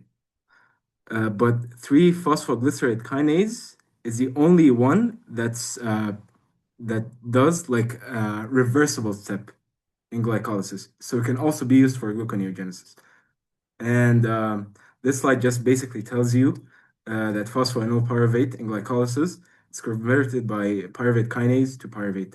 And pyruvate is converted in gluconeogenesis to phosphoenol pyruvate using pyruvate carboxylase and pepsi-K. The same for fructose 6 phosphate and I'm sorry, and fructose 1,6 bisphosphate and glucose 6 phosphate with glucose. These 3 steps are irreversible. That's why we had to like play around and circumvent these steps. But the rest of the steps are all like the same between glycolysis and gluconeogenesis. So is that clear? We solved this by exclusion, basically. Are we clear? Okay. Uh, yeah. Can someone answer this? Any answers? Okay, so the answer is D, acetyl-CoA. Um, if you remember, acetyl-CoA, it's an essential activator or an obligate activator of pyruvate carboxylase. That means pyruvate carboxylase, basically, it can't really work in the absence of acetyl-CoA. Also, pyruvate carboxylase requires 3 other things, ABC, ATP, biotin, which is vitamin B7, and carbon dioxide. So it basically requires 4 things, ATP, biotin, vitamin B7, CO2, and acetyl-CoA. And that's to convert pyruvate to oxaloacetate, as you can see. All right. On to a really important concept. I think Yaser covered this, but I want to like clear the air a bit. So fructose 2,6 bisphosphate, it's like the most important regulator for both like glycolysis and gluconeogenesis. Take it from me as a rule, fructose 2,6 bisphosphate, it increases glycolysis. That will make your life easier, okay? And the levels of glucose of fructose 2,6 bisphosphate, it depends on the enzyme, the bifunctional enzyme, which is PFK2 and FBPase2, which is both a kinase and a phosphatase, depending on the need for ATP. So when we need ATP, we have the glucose, and the insulin is high. We just need to undergo glycolysis and break it down. Think of it with ATP. Don't think of it with glucose, okay? So when we need ATP, the glucose is there, insulin is high. So because the glucose is high, glycolysis will be activated. And this basically means that, as we said, fructose 2,6 bisphosphate will be high. And if it's high, that means the kinase is working, the phosphofructokinase too. And we're basically working backwards, if you noticed. But when we don't need ATP and we actually need glucose, the glucagon will be high and the glucose will be absent, which is why we need to form glucose basically. So gluconeogenesis will be activated. This will happen because fructose 2,6 bisphosphate is low. And if it's low, that means the phosphatase will be high. Do you get me? So fructose 2,6 bisphosphatase or fructose 2,6 bisphosphatase 2 is gonna be active and gluconeogenesis will happen. I hope this is clear because this is really important. The doctor really emphasized on this. And this is a summary for what will happen. Like we're not working backwards anymore. This is frontwards basically. So when we have insulin in a well-fed state, there is low CAMP. Insulin will activate the kinase, okay? So fructose 2,6 bisphosphate will be high. And that's why glycolysis will increase. And then the ATP is going to be made. But when we're fasting or there's high CAMP and glucagon is high, the phosphatase is going to be activated. That's why we have low fructose 2,6 bisphosphate and gluconeogenesis will increase and glycolysis will decrease. That's why the glucose is made. I hope that cleared it up. Are we good so far? This is really important. I'll take that as a yes. Okay, we have a couple of regulators. So when there's AMP and fructose 2,6 bisphosphate, when they're high, that means we need ATP. That's a signal for the cell that we need ATP. So glycolysis will work to break down glucose and get so we can get ATP basically. And when ATP and citrate are high, that means we have enough ATP. We don't need ATP. We're gonna need glucose. So gluconeogenesis, which is the phosphatase, will turn on. I hope this is really clear because this was really, really emphasized by the doctor. Is it clear? Anyone? Okay. Um, anyone want to answer? Okay, so the answer is metformin decreases hepatic gluconeogenesis. Metformin is a type 2 diabetes mellitus drug. And like the main thing it does is that it decreases gluconeogenesis in the liver. That's basically all you need to know for that drug. That's it for gluconeogenesis. No questions? All right, we're going to move on to glycogen metabolism. Okay, this is really long. But remember, 95% of the question is just like not important. Anyone want to answer? Okay, so the answer is A, glycogen synthase and branching enzyme. So the first enzyme, we said it adds a glucose to the end of the long strand, which is what glycogen synthase does. And the second enzyme, it rearranges the glycogen structure so that there's branching basically. So that's the branching enzyme. As simple as that. So the glycogen synthase is going to elongate the main glycogen chain and it forms alpha 1 to 4 glycosidic bonds. This is really important. 1 to 4 is glycogen synthase.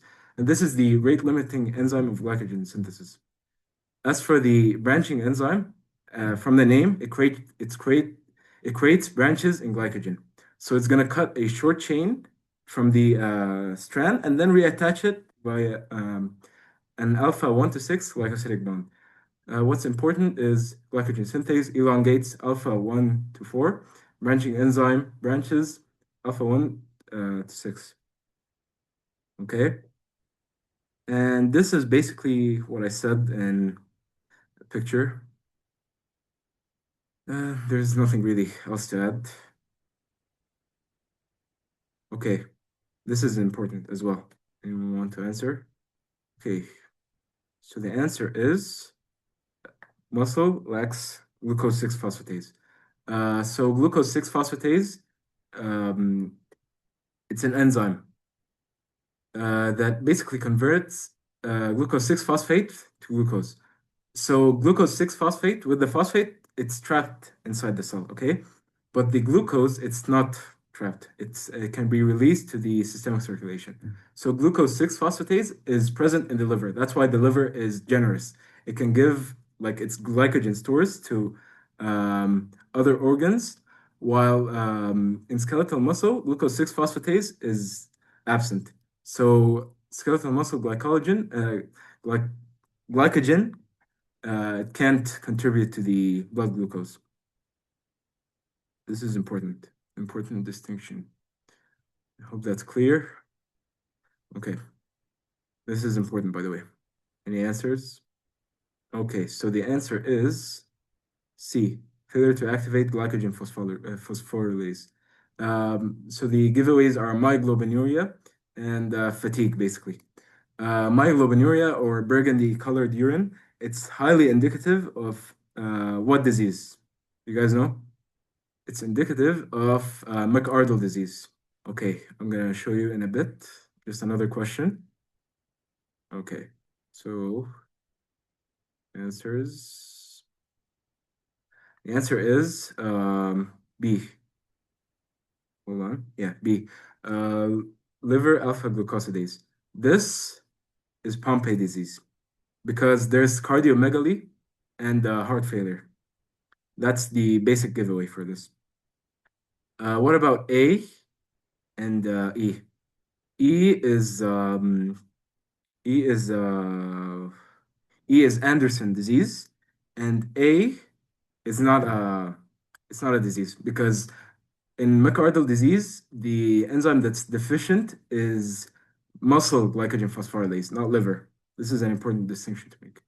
Okay, so this is a summary of the glycogen diseases that you're expected to know. Pompe disease, it's alpha glucosidase deficiency. It leads to glycogen in lysosomes and cardiomegaly. And myocardial disease, it's a muscle glycogen phosphorylase or a myophosphorylase deficiency. And the giveaway is myoglobinuria or burgundy colored urine after exercise. Now, this is all well and good, but what I would really emphasize on is the other two diseases.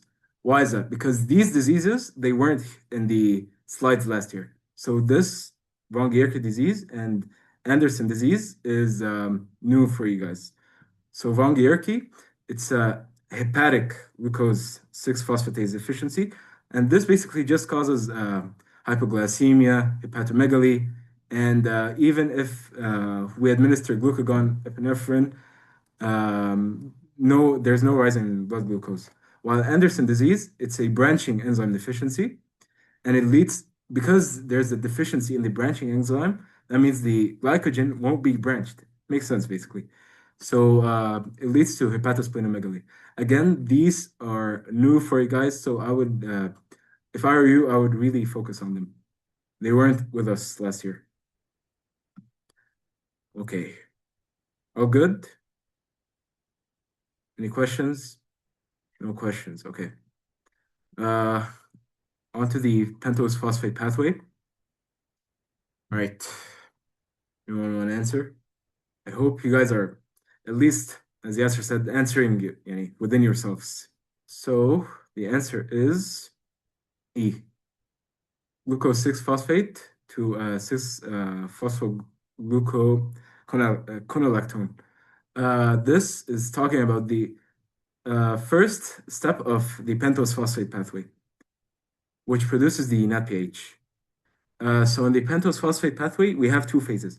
Number one is the oxidative phase, which is the irreversible or rate limiting step.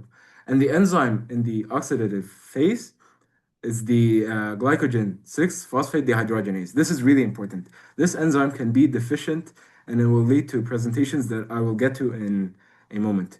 And this is basically the reaction catalyzed by G6PDH. glucose 6 phosphate. It's converted to 6 phosphogluconol gluconol 6 phospho whatever that is, bro. 6 phosphogluconate plus NADPH. So that's the reduced electron carrier that we talked about. And then there's conversion to ribulose 5 phosphate, and there's another NADPH. For the second non-oxidative phase, it's the reversible phase, and it's catalyzed by transcatalysis. So we just have two sugar intermediates that react again and again, and we ultimately end up with glycolytic intermediates, which are fructose 6 phosphate and glyceraldehyde 3 phosphate. Um, so the takeaway is oxidative phase G6PDH, non-oxidative phase transcatalysis, oxidative phase NADPH, non and also something else I'll come to in a minute, and non-oxidative phase transcatalysis and glycolytic intermediates. That's it. So the products of the pentose phosphate pathway, we have three products. We have NADPH, as I just said. NADPH is used in anabolic reactions, which is reductive biosynthesis, and it's also used in the respiratory burst for bacterial killing. And most importantly, it's used to protect from oxidative stress. So, if NADPH isn't there, we're not going to protect ourselves from the oxidative stress, and something will happen. I'll get to that in a minute. We also make ribose 5-phosphate, which is the pentose sugar that's present in the nucleotides. So ribose 5-phosphate, it's in nucleotide synthesis. And we also produce glycolytic intermediates, fructose 6-phosphate and glyceraldehyde 3-phosphate, which are used in glycolysis. Makes sense. Any answers? And does anyone know what's going on? Okay, so the answer is yes, it's C, transketolase. What disease is this? Do you know? Starts with a W. Yeah, starts with a W. It's Wernicke-Korsakoff. Wernicke-Korsakoff syndrome. It's a thiamine deficiency. So it's caused mainly by alcoholism, which basically causes poor vitamin absorption. That's why there's a thiamine deficiency. So in Wernicke-Korsakoff, transketolase will have less affinity for thiamine pyrophosphate. So there's basically less glycolysis, and there's less glycolytic intermediates. And does anyone know what should we do to a patient like this? The answer is we should give thiamine before glucose. This is really important because if you give them the glucose and they can't really metabolize it, so what's the point? It's gonna make it worse for them. But if you give the thiamine first, it will be able to keep up with the glucose basically. Okay. Any answers? So the answer is reduced glutathione because they're asking for impaired regeneration of what that prevents this. This disease is glucose 6-phosphate dehydrogenase deficiency. The giveaway is fava beans. Fava beans equals G6PDD. Take it as a rule for you in the exam. And it causes hemolytic anemia with Heinz bodies and bite cells. So we have impaired regeneration of reduced glutathione. So we have a trigger, and it causes oxidative stress in the form of H2O2. So if we have the reduced glutathione that we just talked about, it can neutralize the H2O2. So H2O2 and glutathione will give you the neutralized H2O and the oxidized glutathione disulfide. And this is done by the enzyme glutathione peroxidase because we're oxidizing the glutathione basically. And basically, the oxidized glutathione or glutathione disulfide, it's useless. We can't use it to prevent oxidative stress. And that's where NADPH from the pentose phosphate pathway comes in. And that's in patients who have, that's in people who don't have glucose 6-phosphate dehydrogenase deficiency. In these people, there will be normal generation of NADPH, and NADPH will react with the oxidized glutathione to reduce it. Basically, we have the reduced glutathione, which is the actually useful one, and the enzyme is glutathione reductase, which is the one that replenishes the actually useful reduced glutathione. This is really important. Is it clear for everyone? Do I need to repeat anything? The takeaway is oxidative stress, H2O2. Reduced glutathione through glutathione peroxidase, H2O2 neutralized into H2O. We have oxidized glutathione. Oxidized glutathione plus NADPH from the pentose phosphate pathway through glutathione reductase will give you reduced glutathione, and that's it. Replenished. Okay, I'll take that as a yes. Okay. This is also really important. Any answers? Okay. So, here, this patient also has G6-PDD, and it's going to cause hemolytic anemia with Heinz bodies and bite cells. These, in the pictures, these are Heinz bodies. These are basically hemoglobin that was oxidized, and it precipitates in the cytoplasm of the red blood cells. So in a blood smear of a patient with the deficiency, it will show Heinz bodies and bite cells. So there are two findings: Heinz bodies, which is oxidized hemoglobin, and bite cells, which after these red blood cells with the Heinz bodies, they go to the spleen. The splenic macrophages, they basically eat away and take a bite out of the red blood cell. That's why we have bite cells in G6-PDD. So the takeaway is G6-PDD causes Heinz bodies and bite cells in hemolytic anemia. Okay, is that clear? On to a really important lecture. Anyone want to answer? Answer is complex one. So the major producer of reactive oxygen species inside the cell, it's the electron transport chain inside the mitochondria. And specifically inside the electron transport chain, we have complex one. And what basically happens is that there will be the complex one will accidentally give electrons to free oxygen. And that's why there will be a generation of superoxide. Okay, as we said. Is that clear? Electron transport chain is the major site of ROS in the cell. Complex one. Okay, next. You want to answer? Or this is really important, by the way. If you get this, you basically get the entire lecture. Yes, that's true. C. So I'll explain this. So in the reactive oxygen species, we have two types of enzymes. We have enzymes that generate the ROS. Why would we need this? We need this for killing bacteria. So it's in the respiratory burst. So the pathway is we have oxygen plus NADPH through NADPH oxidase gives us superoxide. And superoxide through superoxide dismutase is going to give us hydrogen peroxide, which is converted to hypochlorous acid with myeloperoxidase.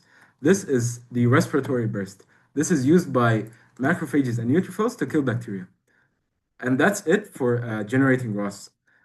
We also have enzymes that neutralize ROS, and that would be superoxide dismutase, which will convert the superoxide to hydrogen peroxide, as we just said, and catalase, which will convert the H2O2 to H2O, and glutathione peroxidase, as we just mentioned in the pentose phosphate pathway.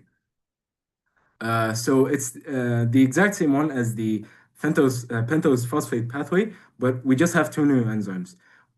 We have catalase and superoxide dismutase. So basically, what the question was asking, the question was saying, okay, we generated the ROS. Why isn't it working against the bacteria? Well, it's because the bacteria have enzymes that reduce or that neutralize the ROS, which is catalase and superoxide dismutase, as you guys mentioned. Also, um, humans, they have both the generation and the neutralization. So we can generate ROS if we need to kill bacteria. We can also neutralize ROS if we need to protect ourselves from oxidative stress. And you might notice that superoxide dismutase is present in both, but it's basically used for different things. Here, in generating ROS, we're using the superoxide dismutase to form hydrogen peroxide and hypochlorous acid, which are used to kill the bacteria. While here, in the neutralizing, the superoxide dismutase, it's basically forming the hydrogen peroxide so that we can neutralize it with catalase and glutathione peroxidase. Is this clear? This is really important. This is probably the most important part of the lecture, and if you get it, you're good, inshallah. Clear? You want an answer? So the answer is NADPH oxidase. Also, if you found glucose 6-phosphate dehydrogenase, that would also be correct if NADPH oxidase wasn't present. So, in chronic granulomatous disease, we have either NADPH oxidase or G6PDD that are deficient. So, in NADPH oxidase, we're not going to be able to we're not going to be able to do the respiratory burst, and the neutrophils and macrophages won't work because the enzyme is not working. So that disrupts the pathway. As for glucose 6-phosphate dehydrogenase, if it's deficient, we're not going to have NADPH in the first place. So the respiratory burst also effectively just stops. So this increases susceptibility to catalase positive organisms. What does that mean? And it increases susceptibility to the bacteria and fungi, whatever that can neutralize the ROS because we can't even generate the ROS. I feel like that makes sense. And if you look at the patient, they're going to have something called a granuloma. The granuloma, it's like a nodule or something like that. It's basically just, yeah, it's just like a skin manifestation. It's like a wall from the bacteria. And if you look, um, if you give them a nitro blue tetrazolium test, it's going to be negative. Negative, there will be no blue color, okay? And if it's negative, that means the patient has the disease. Don't mix it up. If there's no blue color, that would mean the patient has the disease even though the test is negative. Okay? So negative test has a disease. Positive test doesn't have the disease, basically. Is that clear? This is important. Okay. Yeah, it's hydroxyl radicals. This is active recall. And honestly, if I were you, I would just memorize like the longest and the shortest. Longest is hydrogen peroxide, shortest is hydroxyl radical. Um, I wouldn't worry too much, minutes, seconds, what have you. It doesn't really matter, I think. The most important is like what's the longest and what's the shortest. All right. Any questions? Okay, no questions. That's it for me. I have like one more lecture and a small part in the SAC. All right. I'll hand it over to Yaser. Okay, so let us start off with the alternative carbohydrate pathways. So first question, the answer is C. So this is a very important concept, is that whenever you see someone or a diabetic patient coming to you, immediately think he has a lot of sorbitol. And I'll be coming back to this later on. What's the answer? The answer here is B, correct. And as what you guys will be seeing later on, hepatic aldolase B is the rate limiting step of the fructose metabolism pathway. What about this question? Are you sure it's A? So the correct answer is B, correct. Because if it was A, this would be in normal levels. While in galactose 1 phosphate uridyl transferase, galactose 1 phosphate would be increased. You got it? Tamam. So what about this question? The answer here is B.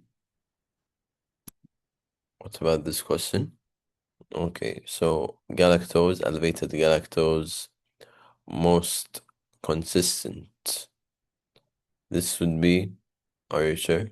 Talking about galactosemias. Is aldolase part of the galactose pathway? E, correct.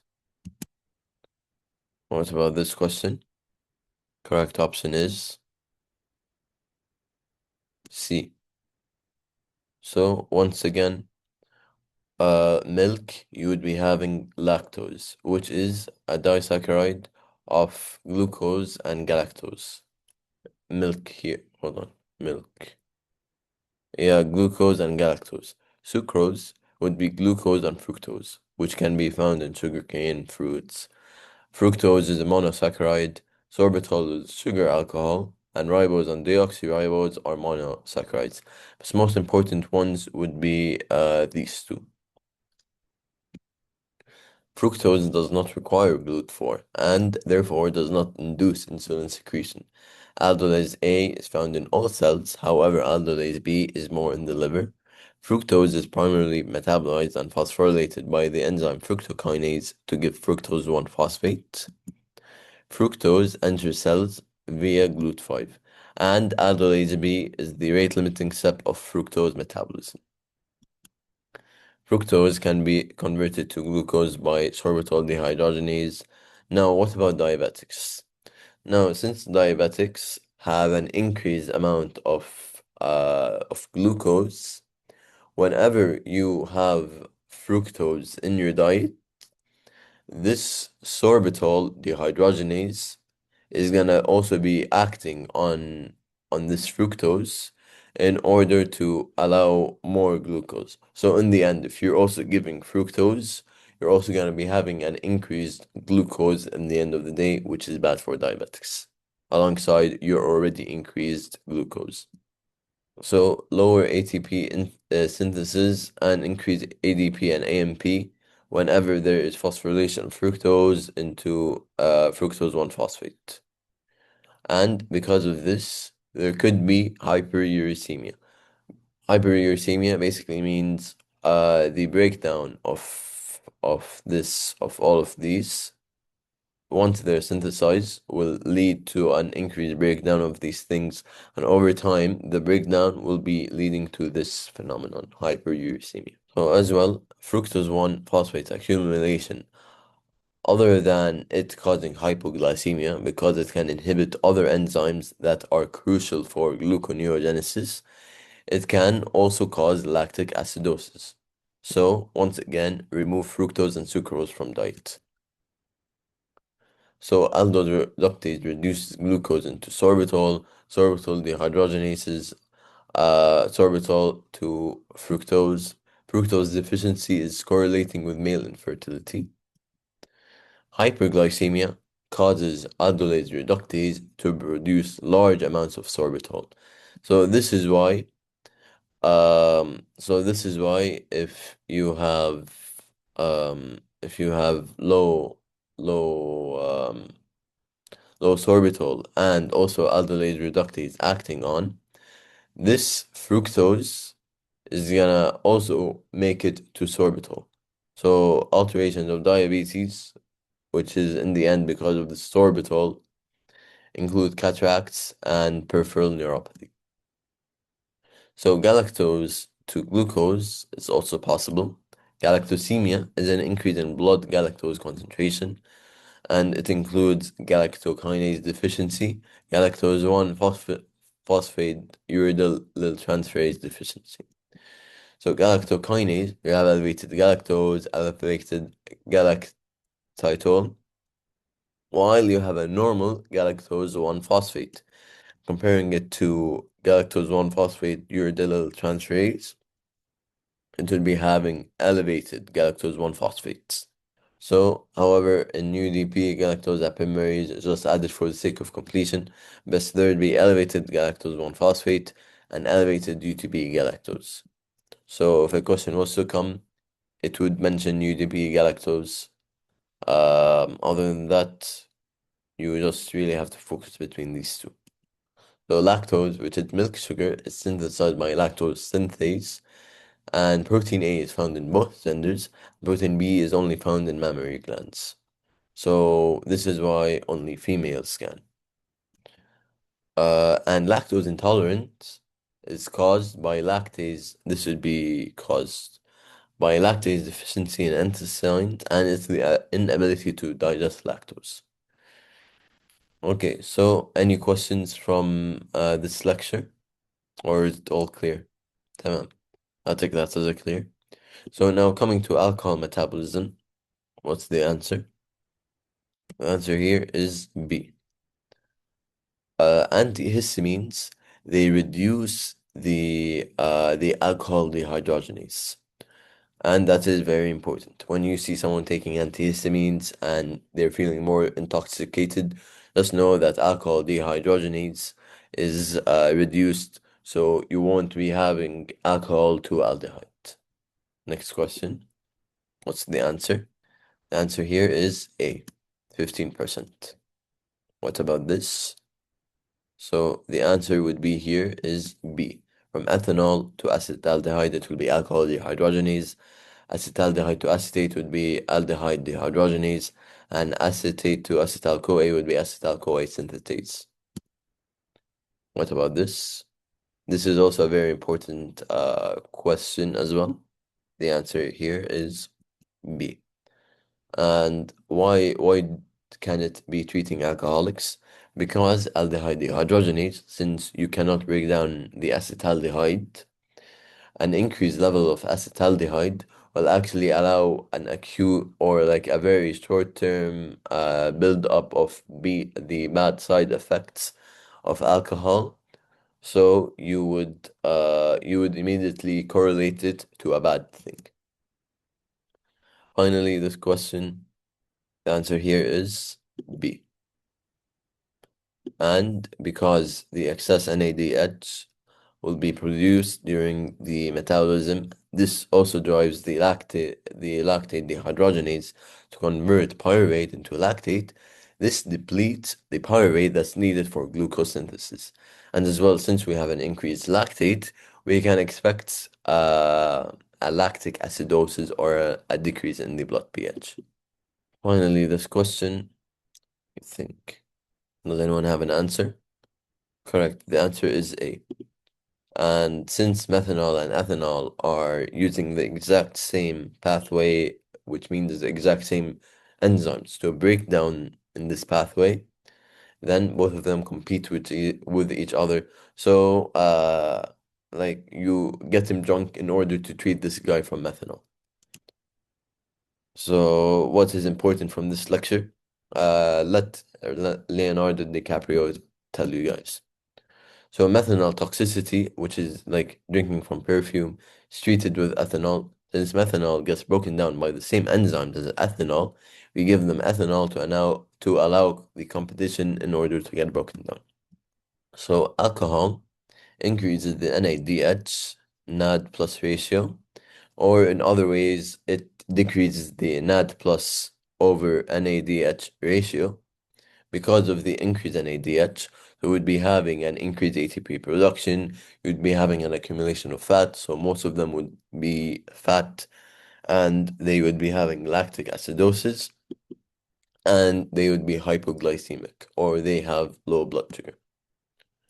And the second pass metabolism is mainly in the liver.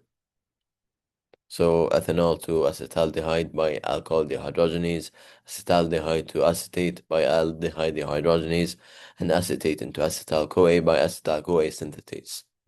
So the MEOS, which is the microsomal ethanol oxidizing system, is 15% of the entire metabolism of alcohol, and it requires CYP2E1, which generates free radicals, and this can cause liver damage. Not really important, but added in for the sake of completion, just know it's 15%. And antihistamines and chronic alcohol abuse inhibits alcohol dehydrogenase activity. Aging can also cause decreased ADH activity, making them drunk quicker. Now, ALDH or aldehyde dehydrogenase exists in several forms: ALDH1, 2, and 3. Now, the more important one is the 2,1 and the 2,2. The 2,1 is the high activity and the 2,2 is low activity. So, which of these do you expect is more important in our case? Any answer? So, uh, 2,2 would be associated with alcoholism since it has low activity. Finally, alcohol harmful effects include liver cirrhosis and cancer. Alcohol is also a teratogen, which means, like, if you guys know your basic embryology, it could cause birth defects such as fetal alcohol syndrome. And alcohol can also cause B1 deficiency, which over time can progress to neurological symptoms, which we've already or will be discussing more about. And alcohol can also cause muscle weakness. Disulfiram treats chronic alcoholism by blocking aldehyde dehydrogenase. You have a buildup of acetaldehyde, acute sensitivity to alcohol. And with that, I've finished my MCQ portion, and now Yousif will be carrying on. All right, so these are the final two lectures. It should be easy, inshallah. I made a cheat sheet or like table at the end for you guys to review, basically. Okay, let's start. Um, Anyone want to answer? Okay, so the answer is C, niacin. The giveaways are diarrhea and dementia, which is progressive memory problems, and scaly lesions, which is dermatitis. These are the three Ds, maybe the fourth if death happens, and the rest of the options can't work. Why? Vitamin A, it's night blindness or xerophthalmia. Vitamin K, bleeding tendency. Um, Niacin or vitamin B3, which is what the answer was, pellagra, or the three Ds, riboflavin, hallosis, leucitis, corneal vascularization. Honestly, if you know the function of the vitamin, you should like correlate it to the deficiency really easily. By the way, thiamine leads to Wernicke-Korsakoff, as we just mentioned. Okay, next. Okay, anyone want to answer? Okay, so the answer is, yeah, C. What about D? Can you tell me what D is? D is where the vitamin D is synthesized. Okay, so vitamin D, it's made in the skin, okay? So it's gonna be made in the skin in an inactive form, tamam? And then it's gonna undergo two hydroxylations. One hydroxylation, which is the 25 carbon hydroxylation in the liver, and the second hydroxylation, which is the one carbon hydroxylation in the kidney. So it's synthesized in the skin, but it's activated in the liver and the kidneys. And anyone know the function? Bones, basically, calcium absorption, phosphate absorption, all of that. And the deficiency would lead to osteomalacia in adults or rickets in children. This is all in the tables at the end. Okay, next. Anyone want to answer? Okay, so the answer is A, vitamin B6 deficiency. This is siderophoric anemia. So in vitamin deficiencies, we have three anemias. First off, we have anemia, which is called siderophoric anemia. So it's basically just iron accumulation in the cytoplasm or of the RBC. And it happens because of vitamin B6 deficiency. As for megaloblastic anemia, which is hypersegmented neutrophils, as you can see right here, it happens because of B9 or B12 deficiency. And hemolytic anemia happens because of vitamin E deficiency. By the way, this is hemolytic anemia without the Heinz bodies and bite cells, as we mentioned. Heinz bodies, bite cells is something else we mentioned earlier, E6PDD. Okay. Siderophoric, B6, megaloblastic, B9, B12, hemolytic, E. Anyone want to answer? So the answer is D, biotin, or vitamin B7. So raw eggs, that's the buzzword for biotin, okay? There are certain buzzwords you should know. So vitamin C, tea with toast diet, immediately. Tea with toast, vitamin C. Gastric bypass surgery or pernicious anemia, it's vitamin B12. Alcoholism, as we mentioned earlier, was B1. And ingestion of raw eggs is biotin or B7. And isoniazid or INH, which is a tuberculosis medication, it causes B6 deficiency. Those are just buzzwords you need to like link together. There are some more. Sunlight, anything to do with sunlight or unfortified milk, food, that's vitamin D. Um, Premature infants is vitamin E. Warfarin, it inhibits vitamin K recycling, so it interferes with how it works. And vitamin B12, it's required to make vitamin B9 work. So vitamin B12 deficiency leads to a functional vitamin B9 deficiency. Okay, I hope that's clear. Okay, let's go to the next question. Okay,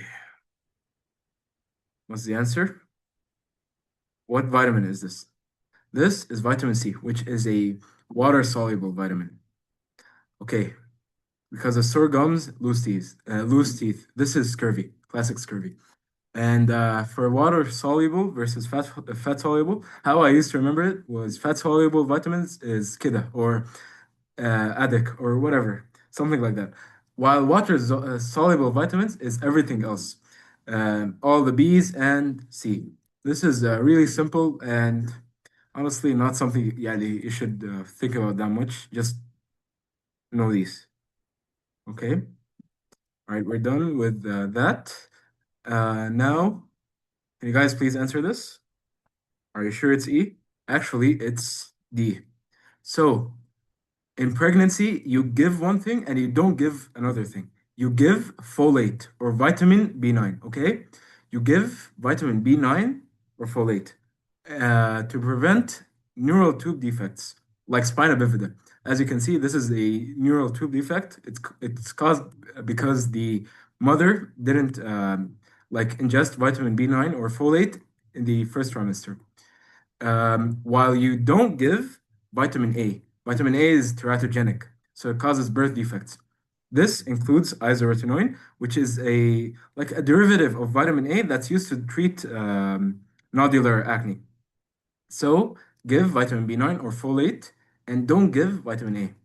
That's what's important to know. And by the way, vitamin B9 deficiency, which is neural tube defects, it's not the same as neurologic symptoms and paresthesia. That would be vitamin B12. Keep that in mind. Okay. I think this is the last question. We went over this earlier with Yaser. Anyone want to answer? Are you sure? It's E, actually. Yeah. This is just referencing the lovely coenzymes for nerds. Again, these are really, really high yield. You need to know thiamine pyrophosphate, lipoic acid, coenzyme A, FAD, NAD+. And they're required for three dehydrogenases. All of them are dehydrogenases. Pyruvate dehydrogenase, which is after glycolysis, alpha ketoglutarate dehydrogenase, which is during the Krebs or TCA cycle, and branched chain ketoacid dehydrogenase, which you don't really need to worry about for now. But you really need to know like the lovely coenzymes for nerds because they come up in MCQs, they come up in SAQs, like they're material for everything. Okay? TLCFN. Important. And thiamine is only, or transketolase is only thiamine. Okay? Any questions? Okay, we can move on. I know this looks overwhelming, but honestly, it summarizes the entirety of the two lectures in one simple table. Okay, I highlighted the important things in bold and underlining thiamine pyrophosphate, the lovely coenzymes for nerds, beriberi, Wernicke, thiamine before glucose. That's really important. B2 succinate dehydrogenase deficiency. I'm sorry, this got messed up. This is the lovely coenzymes for nerds as well. pellagra, 3Ds. It's used for hyperlipidemia, and toxicity is flushing. It's basically like a recap for everything you should know about the vitamins, inshallah. And it's really good for review, I would say. Pantothenic, coenzyme, PLP, pyruvate carboxylase, globlastic anemia, isoniazid, cobalamin. Okay, synthesis, synthesis, scurvy, tea with toast diet. It's like a recap of everything basically. And these are the fat soluble. You should know like the function and findings of the deficiency and some extra notes. All right, that's it for the MCQs. Now we have SAQs, and I will start off with the lab material. Okay, so really simple. Name 3 lab safety precautions. Give me any 3. Okay, so it's kind of like common sense, like wear gloves, don't eat, don't, yeah, wearing goggles, don't eat, don't drink, basically all of that. Lab coat, uh, don't wear open shoes, gloves, goggles, tie your hair, don't eat or drink, something like that. Like it's any 3 of these would be fine. And they're gonna specify in the exam, like name 3, name 4, 5. Okay. After that, what are some sources to get DNA? Okay. Answers. Buccal swabs, which is what you guys did in the lab, saliva, blood, epithelial cells. They're gonna specify like the exact number you need in the exam. It's really easy, inshallah. Okay. What's the function of the lysis buffer? Okay, so the lysis buffer, it breaks cellular and nuclear membranes. I made a neat table. I'm sorry, this is the last table for today. I promise you guys. And it sums up what you need to know about the buffers and the reagents. So phosphate buffered saline, it preserves cells. Lysis buffer, as we said, breaks cellular and nuclear membranes. Proteinase degrades proteins. Ethanol enhances binding. Pre-washing removes protein residues and RNA. Washing removes salt. Elution, it releases the DNA from the silica. And it's just like go over it quickly before your exam. Okay. This is an app. It's called Amino Acid Quiz. It's on both the App Store and the Play Store, and it really helped me to like memorize uh, the side chains, neutral, charged, whatever, and it also helped me memorize the 3-letter abbreviations. I highly recommend you guys just go through them once. Like these flashcards are really good. Okay, that's it for me. Does anyone have any questions or concerns about the exam? Thank you so much for your time. I really hope you benefited from this, and I really hope to see you around next time. Inshallah, you guys will do really well on the exam. Don't believe the hype. And I'll see you around, guys. Goodbye. Okay, assalamu alaikum, guys. So, finally, it's time to go to some SAQ practice. So the entire concept of SAQ. Now I know that you guys have certain lectures that are taking part of the SAQ. However, I want you guys to know that not all these lectures will 100% come in the SAQs. Those lectures that are for the SAQ, they are saying that a question could come from these lectures. However, not all lectures are 100% as SAQ questions. So let's start off with this. So after, okay. So the most important concepts here, he's a hypertensive. Um, hypertensive. Then he develops throat irritation, nausea, shortness of breath, agitation, and sweating. He has metabolic acidosis, and there is an elevated thiocyanate cyanate levels. So you are probably thinking here, what would be the most likely cause of this patient's symptoms? Yeah, this would be cyanide. Now, what is the mechanism behind this? It basically inhibits the complex 4 of the electron transport chain, and this will be halting and this will be stopping the oxidative phosphorylation. Now, why is there lactate or lactic acidosis or metabolic acidosis? It's because since the oxidative phosphorylation has stopped, so this will be switching to anaerobic glycolysis. And as you guys know, anaerobic glycolysis makes pyruvate into lactate. So the lactate buildup is going to be causing this decrease in the pH, as we see here. It's a low pH. تمام. So next question. What are the 5 coenzymes used in metabolism? What are the vitamin derivatives for each, if applicable? And name 2 enzymes that are used in metabolism which require the 5 coenzymes. تمام. So the first answer would be the lovely coenzymes for nerds. And we highly stress on this. So and this is found in a lot of the lectures.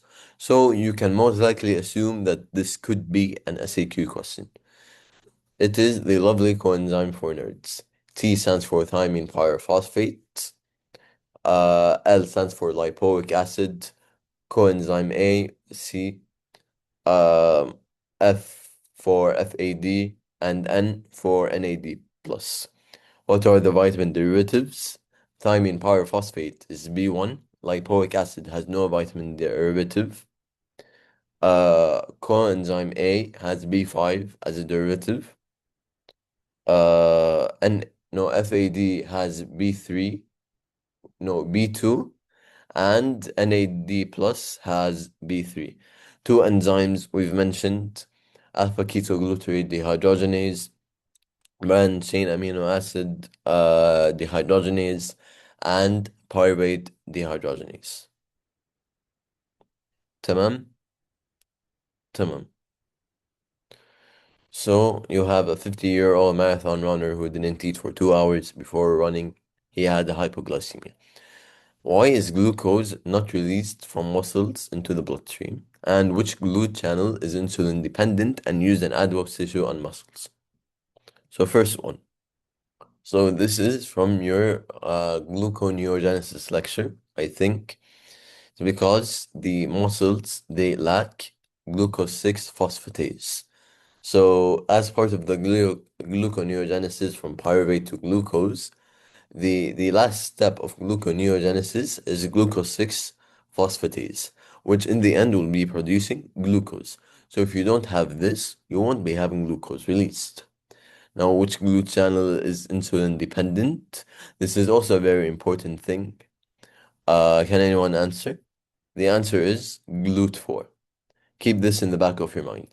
And if they say red blood cells, or nerves, think 1 or 3. Pancreas, GLUT2. تمام. So, 10-day-old jaundice, yellowing of the skin, and and enlarged liver, and all drop capacity opacities. And here they're just talking about يعني for galactose.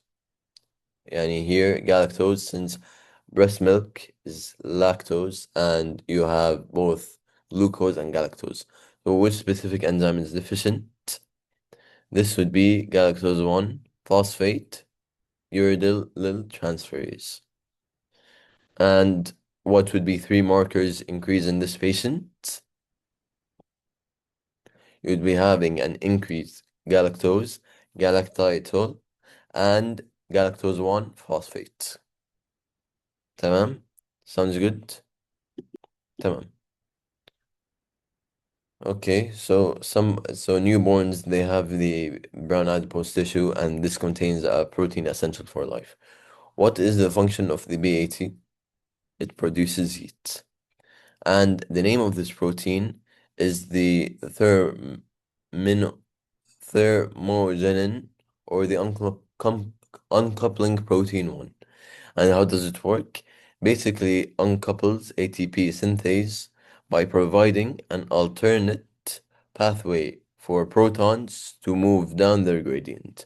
So, because of that happening, it's not really going through the electron transport chain directly. So, it produces less ATP and more heat through the through the proton leakage. And now, unfortunately, for SEQs, you actually have to write down word for word, not really word for word, but every single step in in the SAQ, if they do mention like, for example, D6PD deficiency, you have to write down the entire pathway itself, or how does it happen. And just being simple does not work. But unless they do mention like what is the function, then just be straightforward. But how does it work? You actually have to go through the entire process. So this guy, urine discoloration, lactate concentration did not increase, and poor exercise, painful muscle cramps. Okay, so anaerobic exercise, glycogen is used as an energy source. Name two organs with the largest source of glycogen: liver and muscles. Main role of liver glycogen, it maintains the blood glucose levels. Because like in the end, glycogen will be increasing in order to get glucose. And which enzyme is deficient in this guy? Glycogen myophosphorylase. And I think this is McArdle's disease. McArdle. Yeah, I think this is McArdle's disease. So, uh, so the absent enzyme, we said it's glycogen myophosphorylase. What is the reaction catalyzed by this absent enzyme? Glycogen to G1P. And muscle glycogen is not used to regulate blood glucose in hyperglycemia. So just a reason for this. Once again, muscle glycogen can't, or the muscles, they do not have glucose 6 phosphatase. So in the end, you can't really increase or regulate blood glucose. And with that, we end off the MOL PAL practice questions for this year. Inshallah, you guys have benefited. And if you have any questions, feel free to reach out to any of me or Yousif. You have our contacts and our emails. Feel free to contact us at any time. And even if you see us in university at any time, feel free to hit us up. We're always here for you guys. And please scan this QR code. This is Yusuf's first time teaching PAL. So any feedback would be greatly appreciated in allowing us to know what we should improve on. Now, now this QR code, this is like a helpful resource. This is basically something that can be helping you guys a bit in solving cases. Now, some may be advanced, but you guys can use it. You guys don't want to use it, it's up to you guys. I just put it here for you guys. And with that, we conclude. Thank you guys so much.